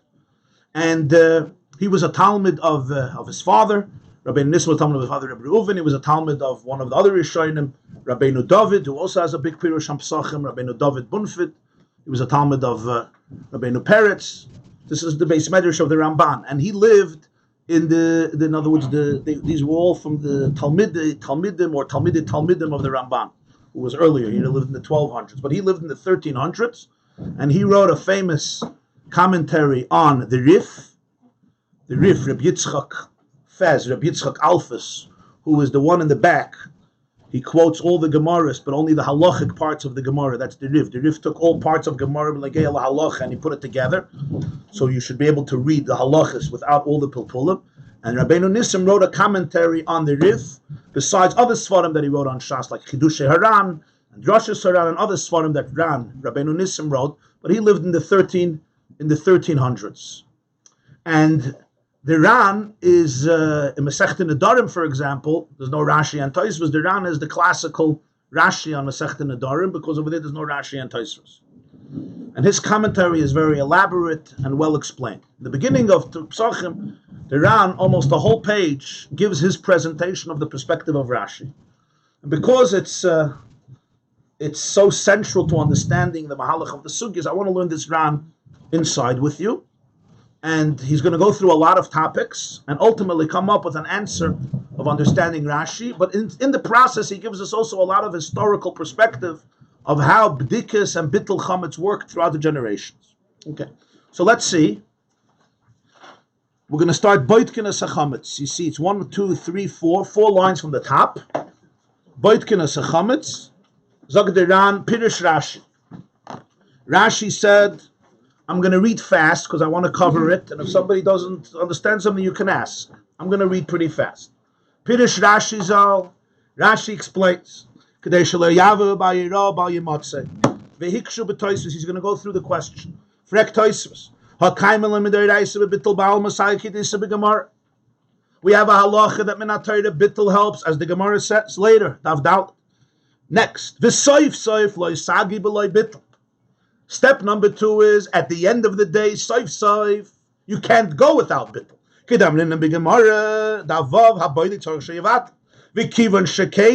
If this is the case, where are you ever going to have a bdika that you're going to check not to be a Meirah Motzei? You can't get away with going without bittul. And with bittul, you're already not going to have Meirah Motzei.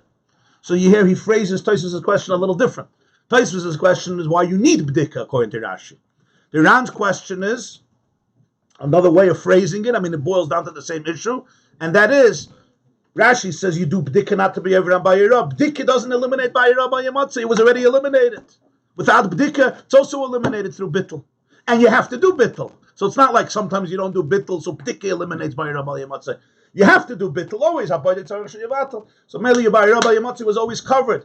Heichi Timtza, there's no Heichi Timtza that your bdika took away the Bayirah, because the Bayirah was already dismissed as a result of bittul. This is the question that Tosefos asked Rashi. Zogdirat, first he summarizes his answer, and then he gets into a huge arichis elaboration to expand his answer. The answer is, according to the Ran, it's not the only answer, but this is the Ran's answer. Minat one is enough. Torah doesn't require both. Before Pesach, you have to do one or the other. The b'dika l'chudonami mahanya. Minat when the Gemara says bittul ba'al masagi, it means you could do bittul, but you can also do b'dika without bittul. What's my proof? Well, for bittul, we're going to learn in Gemara, Daf Dalet, that Minatayra bittul is enough, and Rashi and Tosefos are going to explain how the Chazal knew this. It doesn't say in Chumash to do bittul. Where'd they learn it? So they're going to explain. Tosefos is going to say that it's because of Hefker. Rashi is going to say we learn it from the word Tashbisu. Tashbisu means bittul. But the point is, and the Ran is going to explain what that means, what bittul is. Bittul for sure is enough. That's what Chazal understood, and that's going to be clear why. But the Ran says b'dik is also enough. B'dik is also enough. What's my proof? I have a proof. The Gemara says Where it says, it says you have to use a candle. Who decided you have to use a candle? Chachamim. Why? What if I don't want to use a candle? Upeshtina le mikroi. The Gemara and Daf Zayin brings a whole set of psukim to prove that you need a candle by B'dikas Chametz. Ultimately, it comes down to the way Yosef's people searched for the becher in Binyamin's sack. Vayechapes, Bagodel Heichel, Bakotten Kila. It says Chipus and it says Mitziyah, and you learn Bal Yimotze from Mitziyah, from Yosef's becher, and you learn Oyla Oiraneh. A whole pshat in Gemara, how you know you have to use a candle. Alma, the B'dika Nami Midoraisi. The Chachamim should say, what do you mean, why use a candle? We said to use a candle. He says, from here you see that they have psukim. What if they have psukim? In other words, they're saying, in HaTorah, if you want to look for chametz, you have to use a candle. They bring psukim for it. V'kol shebadak min HaTorah ein tzarich levatel. That's the chiddush. Min HaTorah, if you did b'dika, you don't have to do bittul. Hilchach. Shapir ikel meimar de b'dika asich le'aver of Malira. So Rashi is right to say that you need b'dika not to be of Malira. Why? Shemashit tzich chachamim bittul acher b'dika. When the Chachamim said you need bittul, it's only a rabbinic obligation. Shema yimtze gluske yafyafia v'daite alayu kidiyase b'Gemarah Pesachim beis. Here he quotes the reason why you need bittul. If you're doing bdika and biur, why do you need bittul? You searched your whole house, you got rid of all the chametz. What's wrong? So the Gemara explains on Davav that you may not be successful. Sometimes under the couch, or in the basement, or under the mattress, you missed a bagel, or you missed a piece of cake in the middle of Pesach. Shema yimtze gluska yafa, you find a nice, beautiful cake. V'daite alayu means it's so delicious, it's so geschmack, and you didn't do bittul. What happened now? You did b'dika, but now you have chametz. And let's say, for a moment, you answer a telephone call, and then you go be mevaya the chametz, and especially if it's a nice gluska, so you have a little rachmanis. It's a $3,000 bottle of Kamiyak or Blue Label or whatever the chacham, whatever it is, and you have a shtikol rachmanis before you burn it, right? So you delay it for 60 seconds. Those 60 seconds you over on Bayira, you over on Bal Yemotze, you were at Mekayim Tashbisu because you have chametz in your house. But if you do bittul, then you're not over on anything. That's the reason that Chazal said always do bittul, because the b'dika may not be perfect. Chametz may show up, and if you delay the burning even 5 minutes you over by Yirah, by Yimatzi Tashbisu. So if you do bittul, you're done. You could find a huge cake and not burn it, and you weren't over on anything min HaTorah, because you already did bittul. That's the halacha by the Torah Shabbat. Zogdiran, that's only the Chachamim said this. The Torah is not concerned about this. Again, these are the chashashes, the extra fears that the Chachamim, the extra stringency the Chachamim added. But min HaTorah itself, b'dika is fine. And that's the perspective Rashi is talking about. Tosefos builds its kasha and Rashi on the premises of avoided tzurich sheyavat. Because the machloek and Rashi and Tosefos of avoided tzurich. Frex to Tosefos didn't know this. No, Tosefos starts out that avoided tzurich sheyavat, and that's why it's shver. So now the Ran's chiddush is avoided is. Okay, good. It's a good ha'ara. Tosefos also knows avoided sheyavat is midrabanan. So what was his kasha? So let's see right. Since I saw, when it comes to b'dika and bittul, there's a lot of confusion. Dvarim uravin means confused ideas. There's a big taruvus about this. Ro'isi lefarshan yafa yafa. I decided that I want to explain it yafa yafa. Means zeh shein, very beautiful. It should be organized. Avoid this abirurim. Now he starts off. He goes back to the beginning. The Torah says, Parshas Boy, on the first day means Erev Pesach. We'll see soon why, Daf Daled, Daf Hey. But Bayom Rishon here means not the first day of Pesach, the day before Pesach. Tashbisu, you should eliminate Sa'or, Chametz, leaven, yeast from your homes. Omar B'Gemara, the Gemara says, B'Reise B'Bittel B'Al Masagi, V'Nafkalon, this is learnt, Midiksiv Tashbisu, V'Loiksiv Tevaru, Oitisrufu, Kinyan Shapirish B'Avadisachavim, Hashchis Roi V'Kalei, Kedivrei Rashi Zan. Rashi says, since Moshe didn't say Ach B'Yom HaRishon Tisrafu sa'ir, or Tavaru sa'ir. Tavaru would mean destroy. Tisrafu would mean burn. He says tashbisu. So Rashi says tashbisu, which actually comes from the word Shabbos, to seize, to rest, is that the chametz should seize, it should be bottled, not destroyed. Ulefi targum unkelus, tashbisu tevatlo. The unkelus, Aramaic translation, which is one of the earliest translations, unkelus was a nephew of Titus. He lived during the destruction of the second Beis Hamikdash. So unkelus, written much before the Mishnah, he says tashbisu tevatlo. So tashbisu, the Chachamim understood, means bittul. That's what this is. Inami, another way of understanding bittul, nafkalan midiksiv lo yirah lecha. It says lo yirah lecha chametz b'chol gvulcha. You shouldn't see to you. You shouldn't see to you. Lo yirah. Kedivri Rabbi Seinu hatzarfatim zal are rabbis from French, the French rabbis. This refers to the Balei HaTosefos, who were the grandchildren of Rashi, who lived in France. They held that you learned bittul from lo yirah lecha, meaning you're not allowed to see your chametz, but somebody else's chametz you are allowed to see. You're allowed to look into a pizza store and see chametz, and even in your house if it's somebody else's. V'hachi ktanya b'sifri, actually the source is sifri, which means the Tanoim, lo yirah lecha sa'ir, and the sifri says on these words, batal belibcha. Batal belibcha. This is another source, lo yirah lecha, that through bittul it's not going to be yours anymore, as he's going to explain, because it's going to become ownerless. But whatever the source is, whether it's the word tashbisu, or whether it's lo yirah lecha, the Chazal understood that Torah allows for bittul to do the trick. What is bittul? Ma'u inyan bittul sa. What is bittul? Muchach b'Gemarah. So from the Gemarah it's clear that Vav gabe hadam rin abaydik tzarich sheyevatel the bittul medin hefker. Bittul is a geder of hefker. Bittul is just another method of what we call in halacha hefker, making something ownerless. Why am I saying this? V'hainu the masin in Allah. This is why the Gemarah brings hahi de sufei ta'ene. The Gemara will discuss over there, as we will see on Davav, a case of figs. Sufetene means the last figs that are not ripe, and therefore people don't care for them. On the tree, you have figs that are lo yutzlichniks.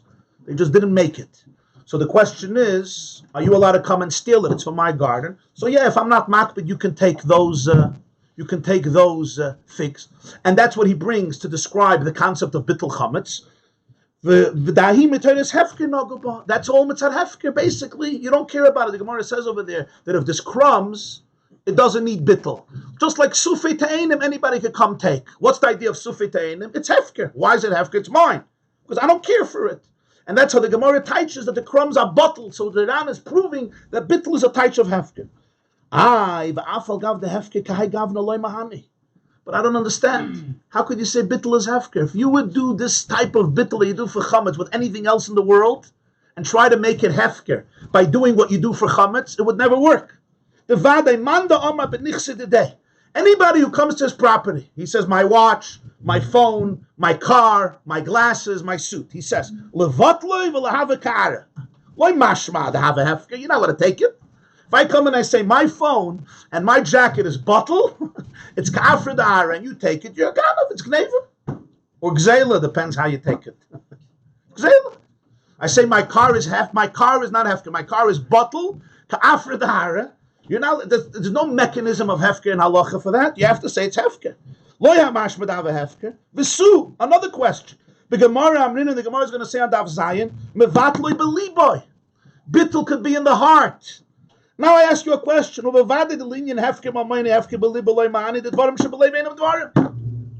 in my heart I'm feeling that I won't want my phone anymore, right? I'm feeling it. It's worthless.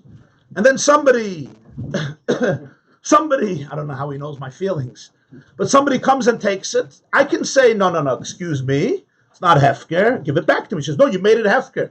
That was your emotion. What happens in your heart may be very meaningful to you, but it doesn't have legal ramifications. Emotions are good for therapy, not for legalities. You're going to go to the court and you say, I felt, it's all nice, but it's a cruel world out there. You need to have legalities. Legalities, not hefker. Suddenly by chametz, oh, it's good enough. In my heart, I made it hefker. Since when does it work? First of all, the Ran says bittul and afra da'ara is not a lashon of hefker. Second of all, it can be vatlei belibu. Next question. V'su lamanda amar hasim ben adarim alibed Rabbi Yossi the hefker kamatana. The Gemara in the Nedarim brings one shit that according to the B'yosi, hefker is like matana. What's pshat? Ma matana adi isi b'rishus zoichel enafke mirishus noisen. Just like a matana. Until I don't give it to you, it didn't go out from me, and I can take it back. I say, I want to give you this sweater as a matana. I want to give you this watch as a matana. As long as I didn't give it to you, it's still by me. I don't have to give it to you. If I have charata, I say, I'm crazy. I'm not giving this away. Once I gave it to you, it's yours. Sorry. If you want, you can give it back, but you don't have to. I have to buy it back. So the B'yosi holds that hefker has the same din of matana. That what?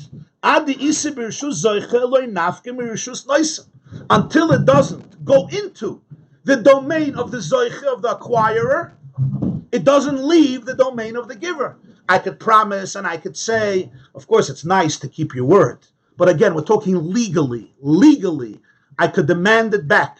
I could say, sorry, it's not yours. I wanted to give it. I spoke about giving it. Again, it's nice to keep your words, but we're talking about legalities. Is there a mishapara on that? Huh? Is there a mishapara on that? Depends how advanced. Depends how advanced. Hachenami behefker. Oy bazoy vekivin shekain bittul chametz l'Rabbi Yosef hechim medahani medin hefker v'lo yasi l'rishus zoicha. Now I ask you, you ever saw a Jew do bittul chametz, take all the chametz and give it to the Gentile? That's what bittul is like. Bittul is you say hefker. So Rabbi Yosef should argue and say, sorry guys, bittul chametz is not working. If it's hefker, it has to go into the rishus of the other one. Till then, it's not called hefker. That's his shitta. There's another shitta that it's hefker even if it doesn't come to you. If I say this is hefker, it's hefker. And now you take it, it's yours. It's like a rishus harabim, right? That's his next question.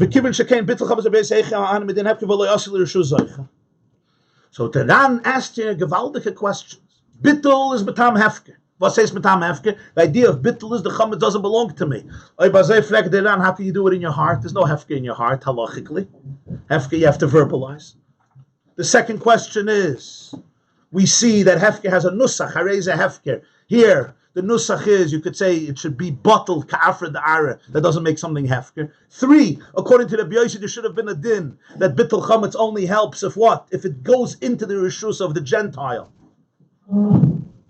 who could be it kind of, only then does it become hefker. We don't have such a din by bittul chametz. Oy bazay, there's something off here. How could you say it's betam hefker? And the Ran says, bittul is hefker. That's why the Rabbi Seinu HaTzarfatim, our Rebbes from France, said lo yirol l'cha is bittul. Why? Because Le'er means it shouldn't be yours. When it's hefker, it's not yours. It's in your house, but it's hefker. But if it's not hefker, you just did it in your heart. How could it be hefker? Elo hainu taimach. Oh, Siran says, let me explain to you how this works. It's very different here. It's hefker, but it's different. Hainu taimach. Here's a svara that the Ran explains what bittul is. Hainu taimach. And for this, we have to know what the Gemara is going to say later on Davav, that there are two things in the world. There's two things in the world that don't belong to you, but the Torah makes believe it does belong to you in the sense that you're culpable. It really doesn't belong to you. What? Chametz on Pesach and Bor b'rishus harab. If you go and you dig a big hole in a public domain, it doesn't belong to you, but you're culpable. You're culpable. Somebody leaves a big suitcase in a rishus harabim, and it's a hazard. It's a rishus harabim, but I'm culpable. Chametz on Pesach, I don't own. Why don't I own it? Pashat. What's ownership? Ownership means, what does it mean? I own something. I own something means I could use it, I could sell it, I could call it mine. What do you do with chametz on Pesach? What does it mean? It's yours. What is it? You can eat it? No. You could sell it? No. You can feed it to a dog? No. You can give it as a gift? No. Basically, the Rebbeinu Shalom took it away from you. Pesach, he said, sorry. The master of the world, who owns the world, Hashem Ha'atzim Loya, said 7 days, this is not connected to you. So you shouldn't be liable. There's no Bayirah Bayamatze. Why? Because it's not yours. God took it away. I'm a chaya. The pshat is, since the Torah says, Tashbisu is a raya, that Hashem says it's not yours, but I'm making believe it's yours. It's not really yours. There's nothing you can do with it. No bailus. You have no ownership on it. Ownership has to express itself in something. What's the ownership you have on chametz? It's mamish like your property, Chametz. What can I do with your house? Nothing. What can I do with Chametz? Nothing. I can't live it, I can't use it, I can't enjoy it, I can't benefit in any way. Physically, you could do it. Of course you could. We're talking from a Torah perspective. Of course we know you could. Other person's Chametz? Of course not. What's not? Yeah. How could I be over by your Chametz on your Chametz? No, you're all lecha. I could see other. Of course you could see. What about sense of smell? Also, no hana. If you have a delicious, Go by a bakery. but you're not supposed to. You have to be. I'm saying. If you go in, tack it the smell. It's a don't problem. go in. Okay, fine. That's an onus. You're walking by. Huh? Chalamayit trip. You go to Six Flags and somebody's eating. Yeah, and fine. What are you going to do? That's an onus. But you can't nothing. So there's no bailus. So a Mele Rebbe Lazar said it's like a Berber Shusarabim. You made a hole in a Shusarabim. You don't own it. You can't say, "Oh, that's my hole. It's my piece." No, it was her Shusarabim. Who gave you permission? You didn't buy that property from anybody. But the Torah holds you liable. Why am I liable? I made a pit a year ago. What's been schuldig? It's not mine. It's not yours. But it's here because of you, so we hold you liable. The Chametz is not yours, but it's here because of you, so we hold you liable. So the Ran here has a gewaldige chiddush. So Chametz doesn't need a regular hefker. You know why? It's a shen hefker. God made it hefker. I don't need me to make it hefker. The master of the world said it's not yours. Comes Erev Pesach by Chatzois, I relinquish it, I take it away from you. There's nothing you can do with it. You have no connection to it. You're a Jew, you have no shaykhs to Chametz on Pesach. Hashem made it hefker. Zog der Ran. Now listen to his words. Mishum Elahainu time, the reason bittul works. Mishum denei the maida have a b'rishus the inish. Loi motzi mafke leika hai gavna. Emes. Anything else that it's in your domain, this hefker would not work. It would be a joke. You can't be mafke in your heart. You can't be mafker and say it's like dust. And you can't be mafker according to the B'yosi if it doesn't leave your domain. Emes. Chametz shiny. V'she'ene b'rishus shalada. It's not in the domain of a Jew. The Torah holds him liable as though it was his. It's not his. The Torah says, I'm guilty. I'm oivan by Rabbi Yimotzi and Tashbisu as though it's mine, as though it's my chametz. It's not my chametz. Your chametz, I want to be over on, right? Why? Because I'm allowed to have your chametz, and I'm allowed to have another person's chametz. You're allowed to have a guy's chametz in your house. People have it all the time. You sell the chametz, you have his chametz. Why is it not by Yirah? The answer is, by Yirah is only on your chametz you're not allowed to have. You can have a refrigerator in the basement with a lot of chametz. People do it all the time. They tape it up. After Pesach, they eat it if they get it back from the guy. So my chametz, the chechnish mine. It's also not mine. The pshat is, asay hakos of kilibur shusah. The chametz that was mine yesterday, the Torah holds me liable. So Mele Zagderan Mishum Hachi Bigiluye Daite Ba'alme the Loi Nichele the Lahavas Chuse Begavei Klal Sagi. So all you need for Chametz is to be Megala Das. Ich bin Meichel deine Teufels Rebbeinu Shalaylam. I'm not interested in the connection enough. In other words, Be'etzem Hashem relinquished it from you. The only thing is, Asaya, because of the Torah, holds you liable. Why? Because you're interested in having it. You didn't do anything to get rid of it. The moment I reveal to myself, my das, I'm not on it. I'm not interested in it. Any schus, any connection that I have in it, I'm not interested in it. Sagi, it works. It helps even for chametz that you know about. Chametz that's known, meaning you have in the refrigerator a piece of chametz. You have in the pantry, it's fine. We see in the Gemarah, if you find a nice piece of gluska that he touches, the Ran touches, daite alai means you knew about it. You're sitting at a shiur, and you remember before the shiur, you had a dough, you needed a dough, you were magalgal, you rolled the dough, and the shiur is going to be over in 2 hours, or in an hour, and by the time you get home, it's going to be chametz. It's the middle of Pesach. So what do? The Gemara says, "Mevatloi beliboy v'daya." You just do bittul by the Rebbe. It's chametz yadua. There's chametz mamish in your house. The Isa is turning into chametz. You do bittul. So even chametz yadua. V'tnan nadal kaman nami lekaman peidik elu evrin ha'ilach lishchetes pischa b'niske shetz chametz b'tech beisim yachal lachzer levar v'lachzer l'mitzvos ha'yachzer v'im lav yivatel beliboy. So the Ran says here that the uftu of bittul is hefker, but it's not a regular hefker. A regular hefker, I have to make something ois mine. I have to relinquish its relationship to me. So here you have conditions. First of all, you have to say it. You have to say hefker. According to the B'yosi, you have to mamish get rid of it. Chametz, it's already hefker. It's already hefker. The connection that I have to it is a minimal one. It's almost a symbolic one. It's not a real one. Legally, it's not mine.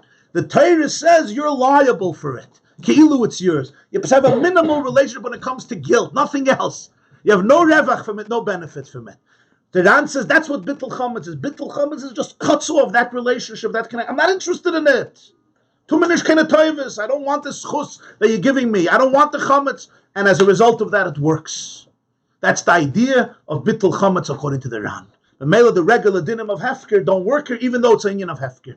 Because the main hefker already was done milmayla in Hashemayim. Is it like a zikuk that I have a connection with someone?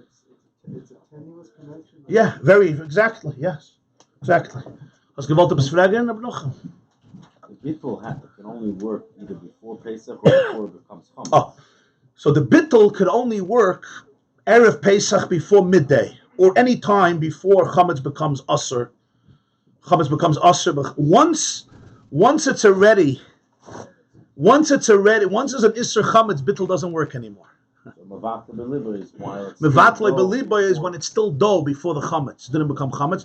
Or in our case, we do bittul before when it's not Usr yet, so it's fine. After the Zman of Isra, you can be Mevatel Chametz.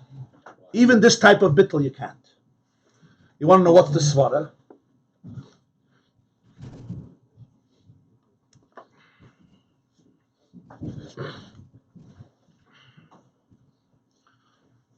So you're asking a good shaila.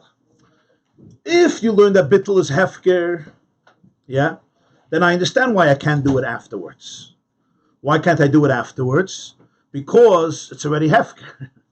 In other words, afterwards the chametz is already hefker. It was already taken out. Before this man, the chametz is still mine. It's taka mine. 10 o'clock in the morning, the chametz is mine. So now I say this relationship that I have with chametz, I'm completely not interested in it.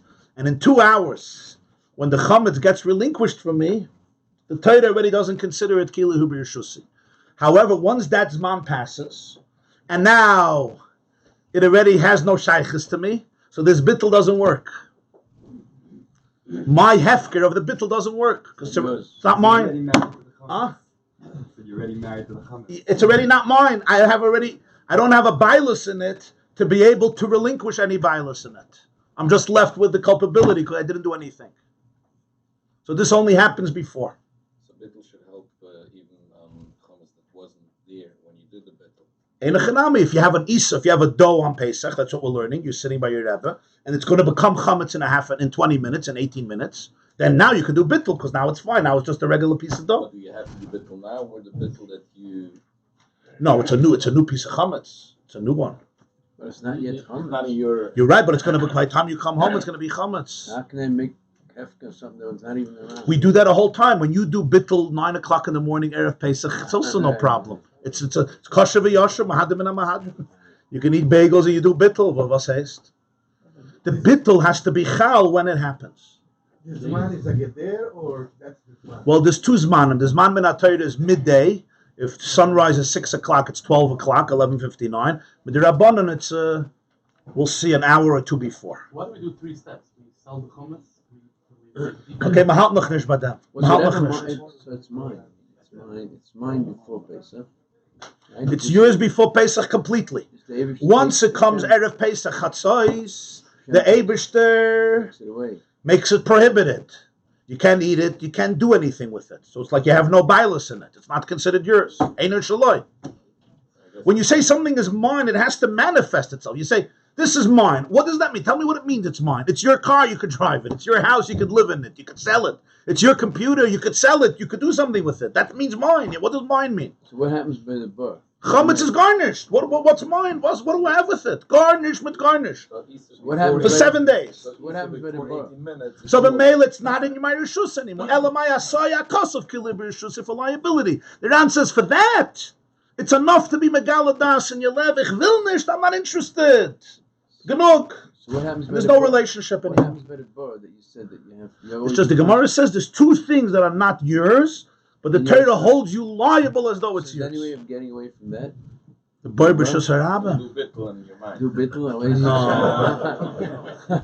That's a physical hazard when you do bittul. No, he's not bringing it. You can't do bittul on a bar. You have to cover the bar. Right. Yeah, if you fill up the earth, you fill it up with earth, you do bittul. I'm saying Later on, after it's mine, it's not yours anymore. Can't do it because of that. It's batal milmaila, but you didn't have a part in it. Yeah, but if after it's mine, if you can't do it anymore, why? Because it's already Mavatul. It's not in your reshus anymore to be a It's mavatal. already Mavatul. Right, and we say asoy hakosav kilu b'reshus. So why do we do bittul twice? That's a good question. Why do we do bittul twice? That's an excellent question. Huh? No, twice. Or you mean for Chofin is something else? You're right. You mean it has a similarity. Fakofin we'll get to. Fakofin is already a much later institution. Now you're dealing with the 1600s. It could be a halacha. It's a halacha, but you have to know the mechanism. Sometimes you don't need to. So then it becomes a minhag. It depends on the situation. So how do you destroy it? If you're saying that I can't even be Bittul is not destroying. Bittul, you just feel in your heart. I don't. This is not for me. This chametz that I received on Pesach, I don't own it enough to even be mavatal. Oh, yeah. How can I then destroy it though? On Pesach you can't. There's no bittul on Pesach. Pesach you got to burn it. Right. So how can I physically take something that doesn't even belong to me enough to be mavatal, that I can go and take it and destroy it? It's not. Well, it doesn't belong to anybody else. It doesn't belong to your brother either. It doesn't belong to anybody. Taka goy's chametz, you shouldn't take and burn.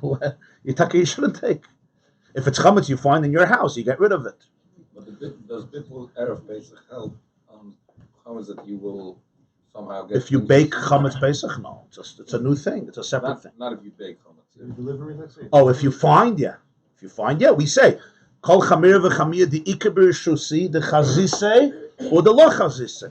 Any chametz in my rishus that I saw or I didn't see. Right, that's if it's in your rishus. But if something gets delivered on Pesach, then it's not my problem. yeah, you ordered something and it came late or whatever. I had the package of Sharach Monday. No, then I have to do it. Then I have to do a new one. But I can't do bittul anymore. So it doesn't have bittul. No, that bittul is only for the.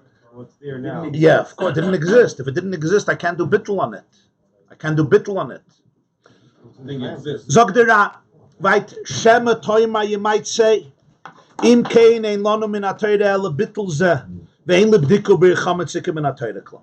If this is the case, so then min HaTorah, there's only bittul, and there's no concept min HaTorah b'dika and biur. In other words, we just explained beautifully. We learned layer al-lecha, tashbisu. You have to be mevatel the chametz, meaning you have to be megala das. You're not interested in it. You disengage from it, and you sever the minimal connection that the Torah put on you only because you didn't do anything. In other words, you were happy with the chametz. It's your simcha with the chametz. It's the fact that you completely disagree with Hashem. Hashem says it's not yours, and you say, yeah, it is mine. That's the problem. But I said I'm not interested in it. So Mela, the Ramban has a lashon that bittul is his schema daitoy l'das haTorah. The Ramban has a lashon that bittul is his schema daitoy l'das haTorah. That your das is maskim to the das of Torah. That's the Ramban's lashon about bittul. He learns a little different than the Ran. The Ran learns it's an union of hefker, but the lashon is his schema daitoy. In other words, the whole culpability is God says it's not mine. Und ich sage, I say, yeah, I'm happy with it. The moment I say I'm not happy, I'm not interested, it's kafradar, it's nothing, it's worthless. I'm good, you're good to go. Because it's not really yours, right? The whole relationship was just mental, in your imagination. Du hast dich eingeredet that it's yours. That it's yours. That's basically it. The moment you say, I'm not interested, I don't care if it's in your heart, no one has to hear it. You have to hear it. And that's it, that's good. That's the big yisoid of the Ran, what bittul is. What bittul is. Comets is There's just to be mamtik the Indian. The Sfasema says this. He teaches it in the Ramban. Sfasema says, the Ramban says, I told you, Ramban has a lotion, the schema daiti ladas ha-Torah. So the Sfasema says, that's why you can't do it after Chatzos. Because after Chatzos is nicht the schema daiti ladas ha-Torah. It's already the Torah says it's not yours. So there's no schema daiti ladas ha-Torah.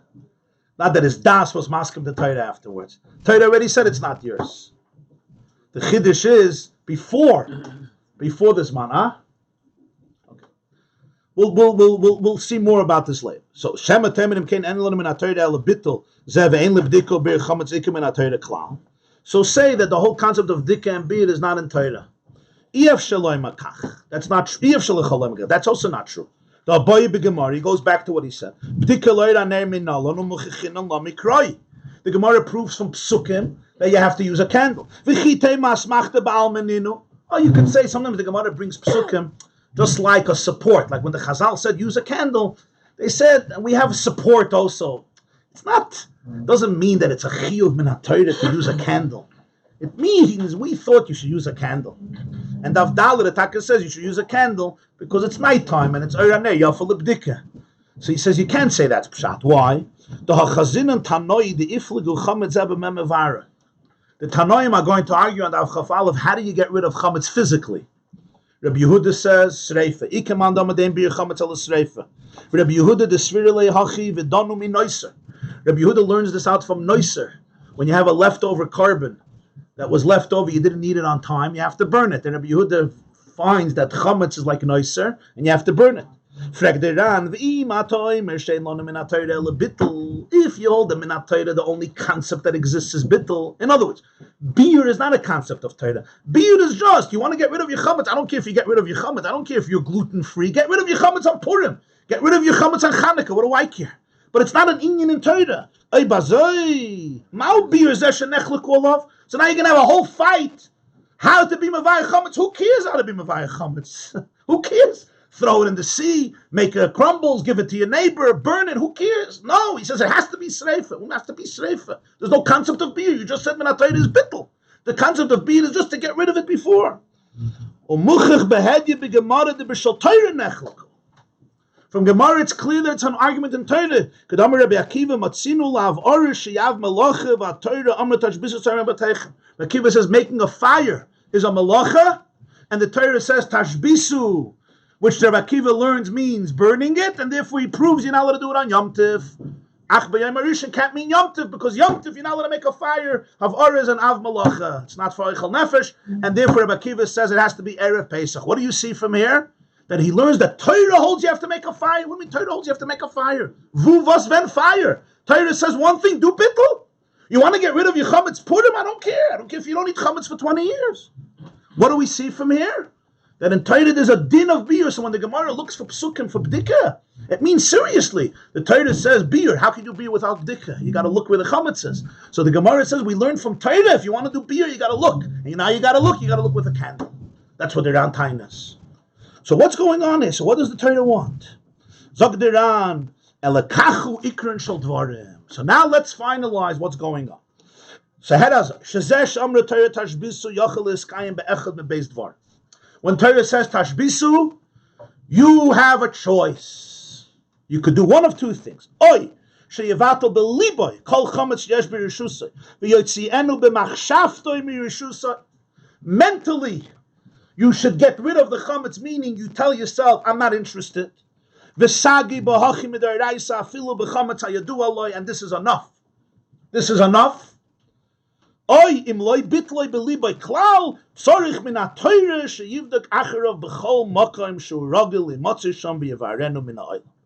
you didn't do this, then Torah says now we have a second option. The option is Go look every place where it's common that it's going to be there. You don't have to look in a place where it's not common and get rid of it. Now they argue, if we're doing this way, how do you do it? What type of beer does Torah want? Why?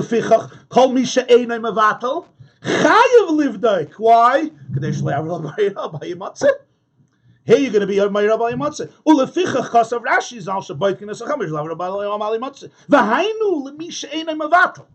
Avo lemisha mavatal. You're right. Sagi b'hachi. You have two options. One is bittul, one is boitkin. Why would you? Okay, good shaila. Good shaila. 1 second. So that's the Ran's Chiddush. 2 ways. Of course, one takes approximately 3 seconds, or 2 seconds, or 1 second if you have a Schnella cup, or 40 seconds, and one could take you 2 months. If you have a Muncie house, if you have a house like they had Bisman Hashas, whatever it took. But one is physical activity, you got to search and burn, and one is a 3 second, you don't even have to say. You have to think, I really don't want Comets, I don't need it, it's fine. It's offer, it's worthless, I have no connection to it, you don't have to do anything else. And you're good. Now you're asking, why would a person choose? Huh? Okay, good. So that's what the Ran says, and that's where Rashi can say because he's talking from a Torah perspective. But it's not over yet, says the Ran.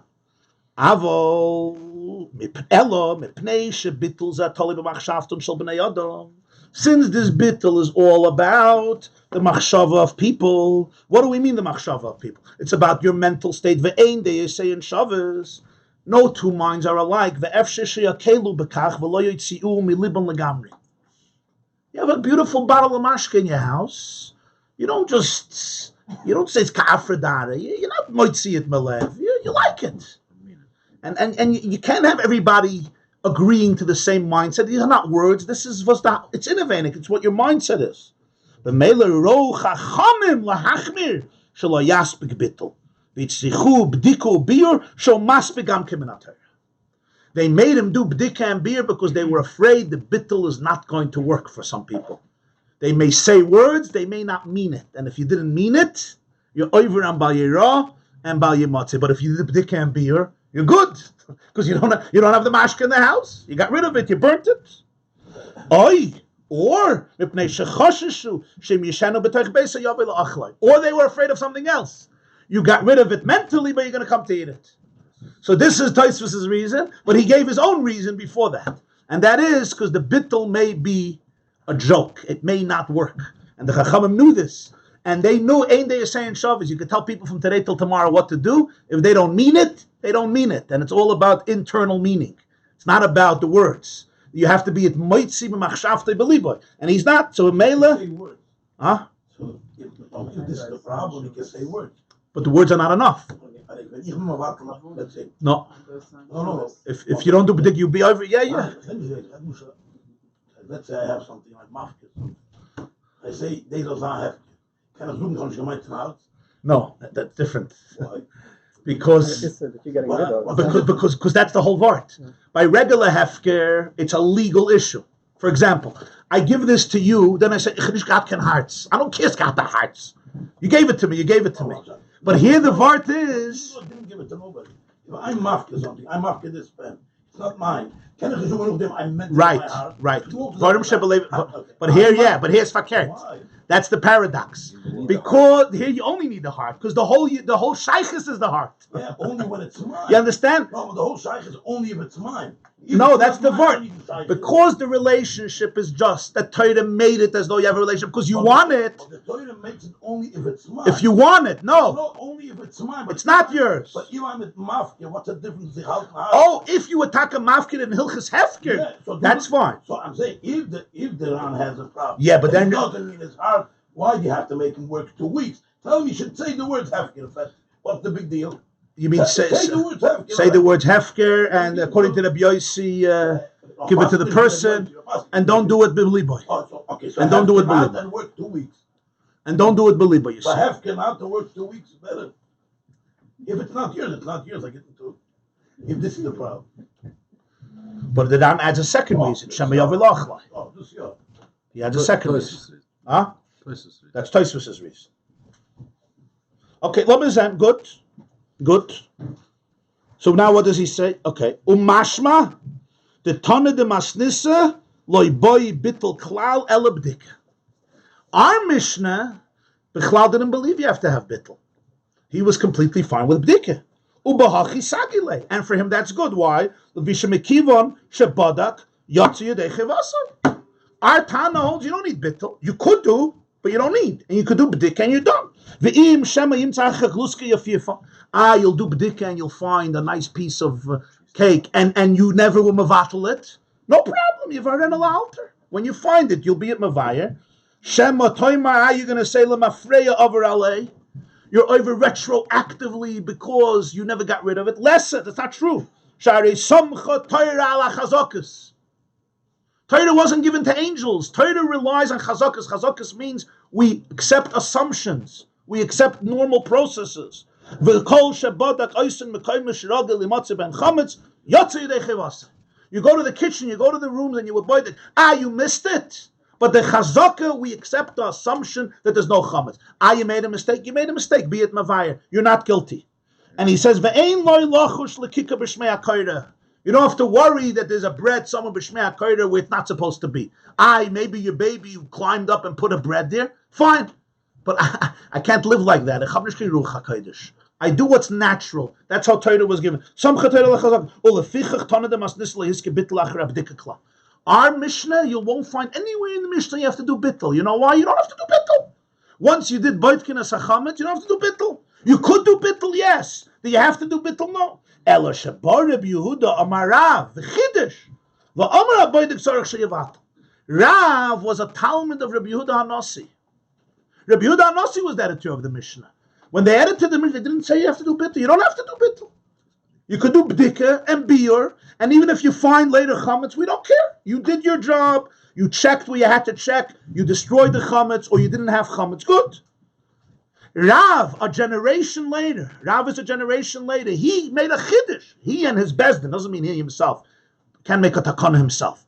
He and the bezdin made a chiddush, a new takana. Haboidik tzarech sheyevatel. Umaskinen beGemarah dahainu taima why? Shema yimsik luski of yofiya v'daiti alai. Why? Because you may find a nice piece of bread.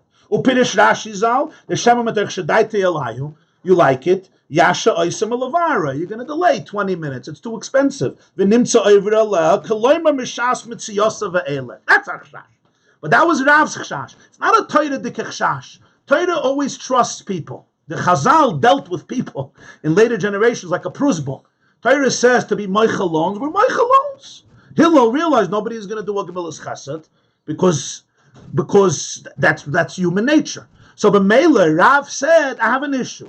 The issue is he's going to find an expensive piece of chametz. He's going to wait 10 minutes. He's going to try to find a heter of Akiva Eger or Google a heter to be able to leave it. Maybe he could sell it to a shutuf, to a guy, whatever it is. And he was over by Rabbi Yamatzi for 10 minutes. If you did bittul in the beginning of Pesach, before Pesach, you're good because it wasn't yours, it was hefker. I don't care if you don't burn it now. I mean, you have to burn it because takanas chachamim, you have to burn chametz. You have to get rid of chametz. But not Torah, you're not over anything. But this was a chiddush of Rav. So the Ran finishes. According to this, you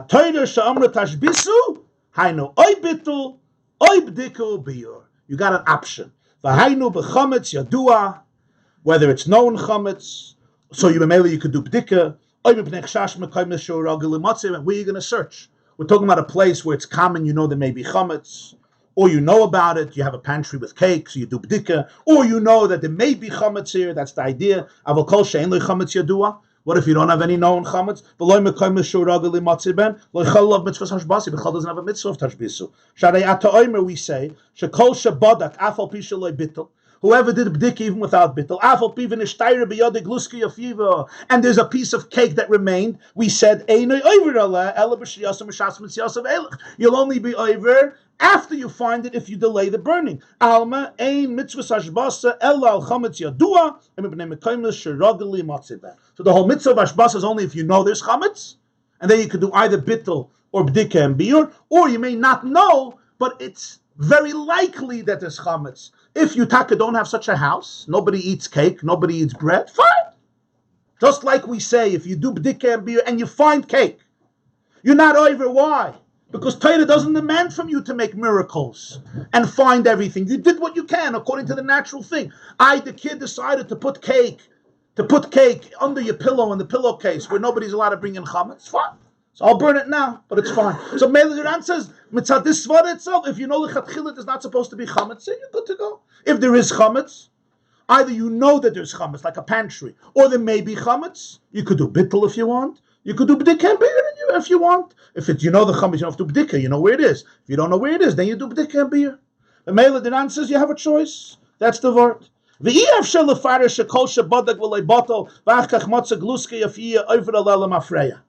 Don't teach that if you didn't do bittul, Rav held, and you found a nice piece of cake, you were over from the beginning of Pesach. That's not true. Sheim kain afilu badak hu mechuyev min atayra levatel.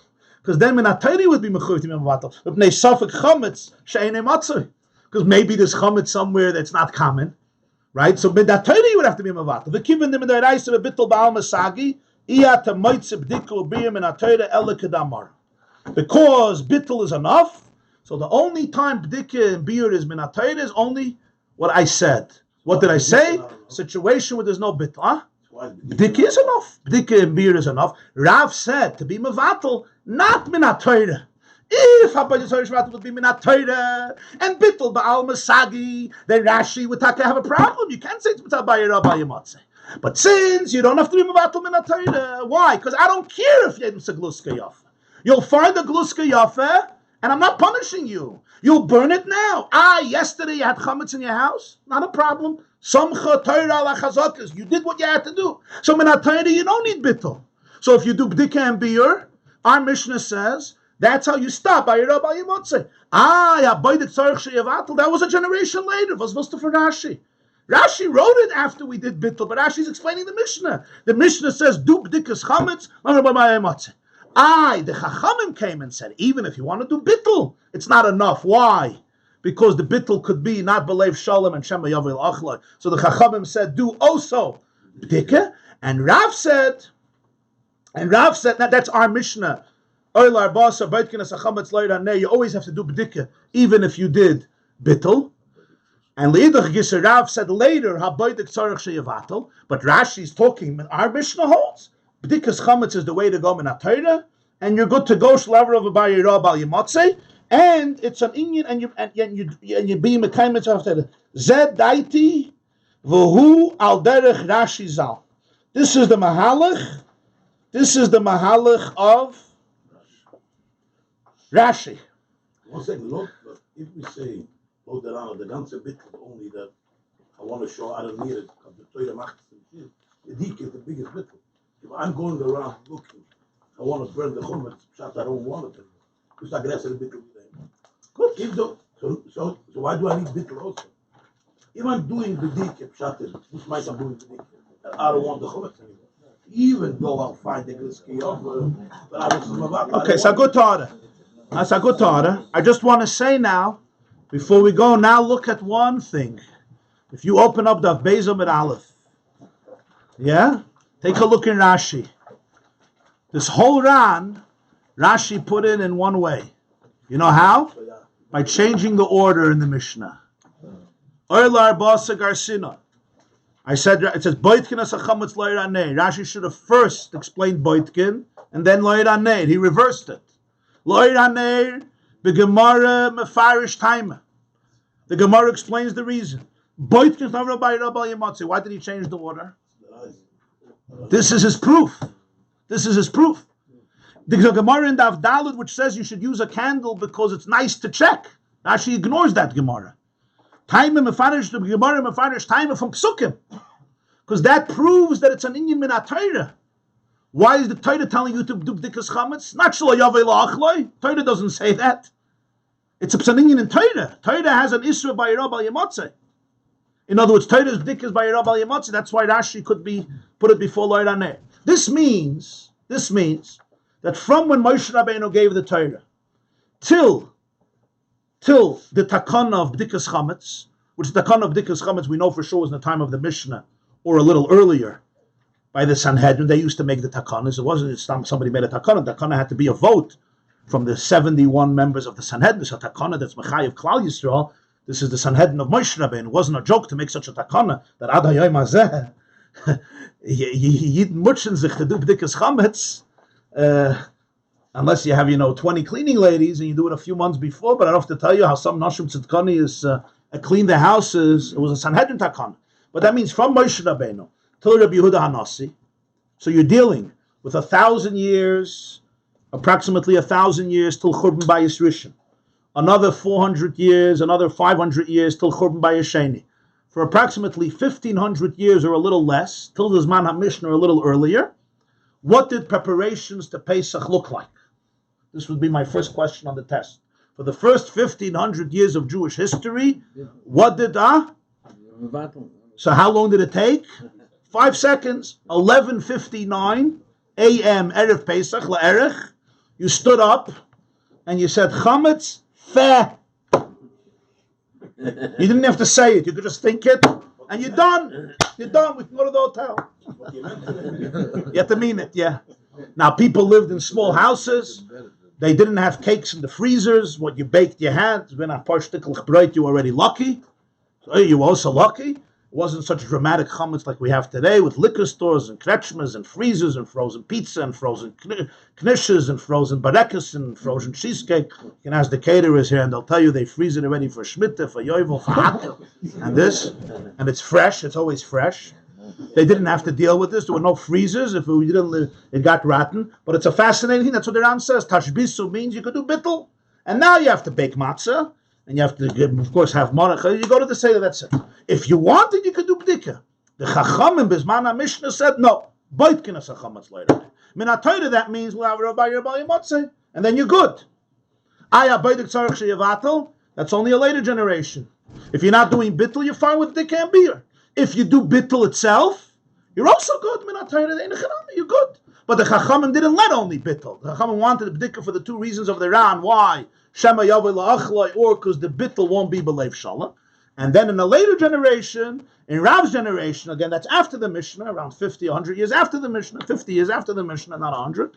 So then Rav comes, Rabbi Yehuda says in the name of Rav, Rabbi Yehuda is the Talmud of Rav.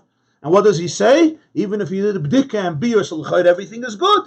Tzarech sheyevatel, for one reason, and the reason is you did everything right. I'm afraid you're going to find a nice piece of chametz, you're going to delay a few minutes, and you can be everybody Rabbi Yemotzei. That's what I'm afraid of. Do bittul in the beginning, so even if you find it and you don't burn it, when I tell you you're already covered because you did bittul, and now you'll burn it, whatever. I mean, you should burn it because the Chachamim said you have to do beer chametz. But when I tell you there's no, there's no issue. Yeah. So what is? Why didn't they do it before by Moshe? They didn't have to. They didn't have to. If you're not doing bittul, if you did it during the time of mitzvah. In other words, if you're an honest person and you know you have expensive chametz and you are interested in it, so what did you do? That's the answer to your question.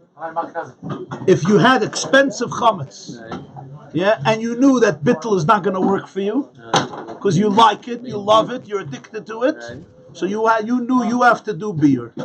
You made a fire and you got rid of it. You're good. Since it's tradition that regular has. You hear? Yeah. The problem is, since you could do bittul and ain't they saying Shabbos, we're not talking about a rov. You could deceive yourself. So the Chachamim said, don't rely on your bittul. Do also b'dika. Do also b'dika. Oh, since the regular have. So you're asking. So the b'dika means the bittul is emes. So.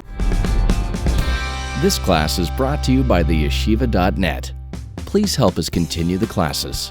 Make even a small contribution at www.theyeshiva.net/donate.